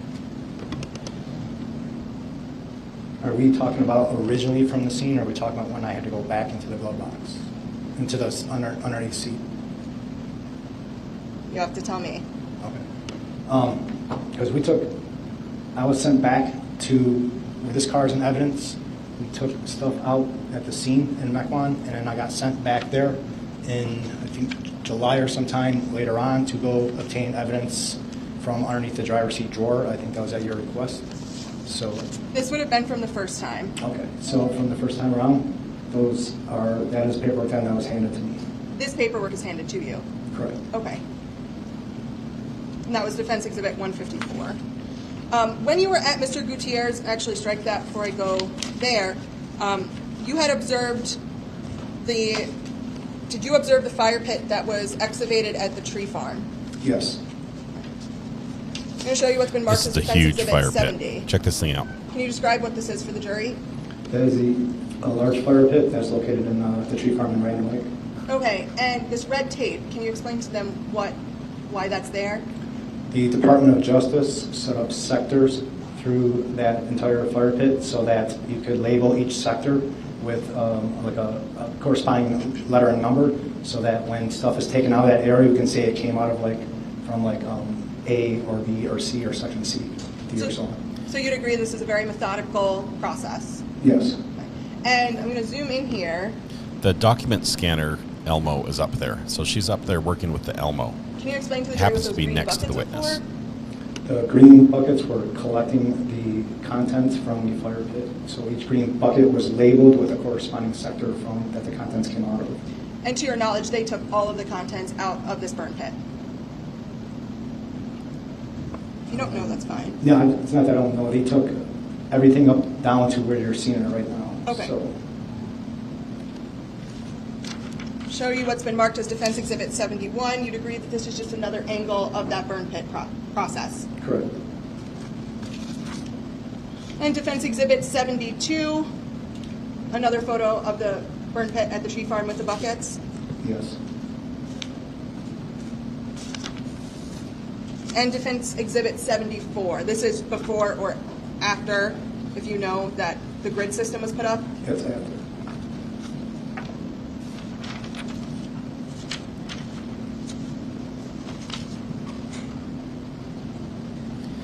Yeah, that burn pit is it's war crime size. It's huge.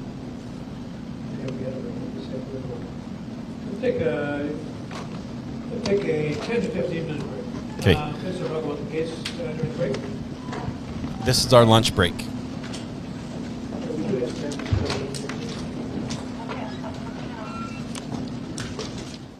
We have an hour and 40 minutes left of yesterday's video, and then we're going to be starting with today's video this afternoon. So we are catching up. I expect to be caught up by tomorrow.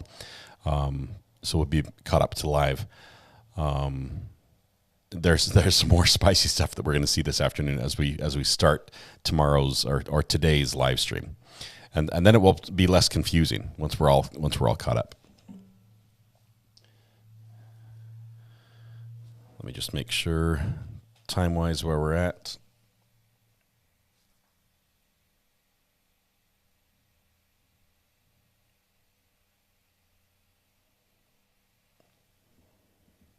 Okay, we're going to pause right there. All right, it's lunchtime. It's lunchtime, everybody. Okay, I'm just glad I still have power. So I'm going to go out and check on the construction going on in the garage. Let's see if we have any questions. I tried to answer some that we could. So Sharon McDonald says, recovery addict. So what she is saying in all these photos, they didn't find anything, right? Pretty much, yeah. She's just trying to cast doubt. And so anytime there's a picture of something that wasn't investigated, especially if it wasn't swabbed or no fingerprints done on it or something, then she's casting doubt. The bleach bottle, that's interesting. We see a bleach spill in the van. Apparently, we may hear testimony from the daughter, the defendant's daughter, that that was a new development, that it happened that weekend. Charlie Peterson just gifted another membership. Let's see who that went to. That went to Rainbow Light. Congratulations, Rainbow Light. Thank you, Charlie, as well. Appreciate your kind words earlier as well. Let's see. The Crumbly hearing was only about an hour long. Yet the Crumbly parents, this is a completely different case. It's the parents of the boy who did some unaliving at a school, right? The Supreme Court was handling the issue of whether or not they could, or at least it was appealed to the Supreme Court to handle the issue of whether or not they could be charged in relation to what their son did. The Supreme Court kicked it back to the appellate court, and And so it's going to be interesting to see that. I haven't watched it yet. I've heard they've made arguments today. I don't think any decisions have been made yet, to my understanding, regarding that. But that is one we want to watch as well. Joan says, did they use their phone tracking to see where everyone was? Joan, I think they did in this case. I think they used geofencing as well. Do we know anything about defendant's history of violence and other relationships? We haven't heard anything presented yet. We do know, we did hear from the state in the opening statements that we're going to hear about the defendant planting bugs in the girlfriend's house, like listening devices, as well as tracking bugs in her car and leaving a phone on in her car that he could track, and using the Find My Phone features and stuff. He was digging for his sewer lines. Adam, too soon, bud. Too soon. Can't go there. That's still a little raw. The trench I have dug is still not filled in. Looks very similar to that burn pit, only less ashes. Let's see. I don't see the attraction to him with the man bun. There's only a few people in here, but the few that do that like the man bun, they are strong supporters. And I have to let them do their thing. There was quite a bit of stalker activity, very much so. And sadly, a lot of the testimony, or much of the testimony that talks about his stalker activity, involved him using his oldest daughter on some of the stalking escapades, and leaving. In one case, an account said that he left his two younger children at home alone while he went out stalking the girlfriend and peeking in the windows, and even boosting up the 12-year-old to look in the window to see what was going on. So crazy stuff there going on. That testimony still has yet to be delivered, in trial. So it's allowed in trial yet. We've only heard it in the opening statements, but it's gonna get crazy. Once we can get through all the photos and evidence that are being brought in now, we'll sort of move on to the other stuff. With that much blood, would need more than one bleach bottle. Yeah, there was no effort to clean up blood. No significant effort, I should say, to clean up blood at the crime scene. There were a couple items that were moved, like tables, end tables, chairs. The rug was missing, but so was the body. So we think the two are together, or they were at one point.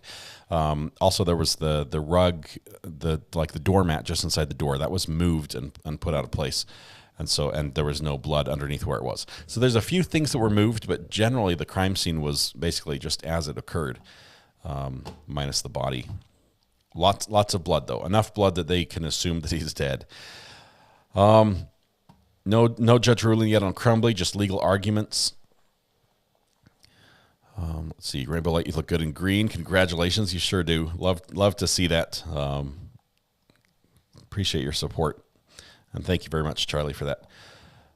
Tracking bugs, that is super suspicious. It is. And we've got, I think he's got I think there's somebody he talked to in jail or something who's going to testify that he was given hints on how to track people and where to buy trackers on Amazon. And he's next level spy things. It's it's going to be interesting. Just checked all the cables and switches and had a tidy up of the interwebs, so when you come back live, we should be good to go. Well, Sharon, that is great news. The brief outage we had was not your fault. That was here locally in my house.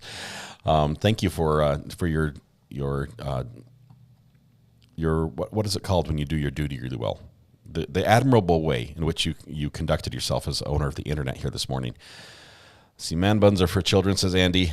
He implicated himself even if he didn't do it. Well. Yeah, the worst thing, I think, the smoking gun, just like in Alex Murdaugh, we had the Paul video that placed Alex down at the scene. The smoking gun here is the blood, the victim's blood in the defendant's van. Found there after he tears out the seats, bleaches the place, and removes the carpet. Imagine if this guy's alive. Is that possible? It's possible, Seven. I mean, it's not probable. I would say that's probably not a reasonable conclusion. I haven't heard the experts yet sort of quantify the amount of spillage that occurred in the apartment.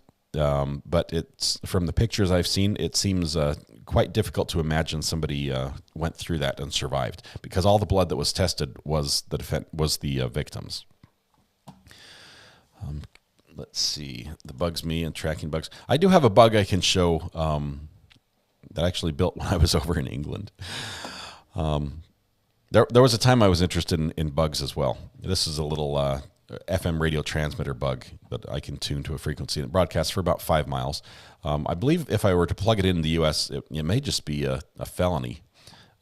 So it's disabled right now. It's been rendered inert, but so it would need more than a battery to get working. So this is the very first witness. No, Agnes Sky, we have had a few. Yesterday we covered 3 days of trial in our live stream. So if you watch yesterday's live stream, it takes you through day 1, 2, and 3. There was some stuff before that, but most of it was preliminary hearings and things like that. So that's all there. Let's see. Join us on Discord. Yes, there's great stuff on Discord, including a few spoilers about what's going on in this trial today. Let me just say that a lawyer has to leave the room at one point. A lawyer not gets to, but has to leave the room at one point at the judge's instruction. So, while court proceeds. So that should be fun to get to. Should write a book, How Not to Commit a Murder. We've seen several ways to not do it. It's the how-to that's the problem. Has there been evidence of the stalking activity yet? Yes, I think some of the phone information came in. I'd have to go back. I don't remember who shared that. The Spillage people. It's like the Village people, only different. Y'all have a good lunch. Yes, we're going to have lunch here in just a second. We're still on fast forward. Yes, we're not quite caught up. We have less than 2 hours of yesterday, and then we'll be on today's stuff. So we are almost caught up. Hopefully we can get on caught up here soon. But we are going to take a full-time lunch. I'm not going to make you fast forward through that, just because that's not good for your digestion, just to gorge yourself in just a few minutes. It's like a hot dog eating contest. You know, it's fun to watch occasionally, but it can't be good for you. Did lawyer push judge's buttons? Don't want him mad. Now, I won't spoil it yet, because we should get it this afternoon. So I think that's it. Okay, let's do this. Let's play some music. Let's get everybody on their way to lunch. Order your food now if you need to.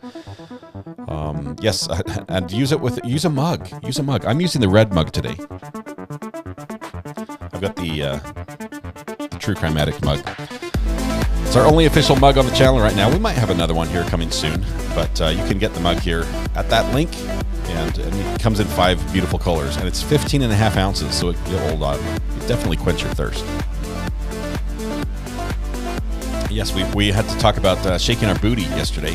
Not the booty you were thinking, not the booty, not the booty, but the booty you wear on your feet. How to not track evidence out of the crime scene. You just pick up your foot and shake your booty. Poll on which lawyer gets booted. That would be fun. We'll see you guys here in a little bit. Yes, mouse pad as well. In the same place, if you don't like the mug, if you're not a mug person, the mouse pad is available. This is artwork by Stephen Lee. It is beautiful, and it works great for mice. It's got a little logo that he created for us, and it's wonderful. What time? We're going to come back here in an hour, so let's do, probably 45 minutes, or 50 minutes. How about that? So let's see, it's almost 1, so it'll be 1:45. We're going to come back here, my time. I'll go ahead and put the placeholder up, and you'll see that, so you can join chat early if you want, and then you'll be notified as soon as we go live. So sounds good. If you're not able to return with us after the lunch hour, please, when you go home, hug the people you love, smile at someone, and make their day just a little bit better, and please stay safe till we go live again. We'll see you in about 45-50 minutes. Thanks a lot.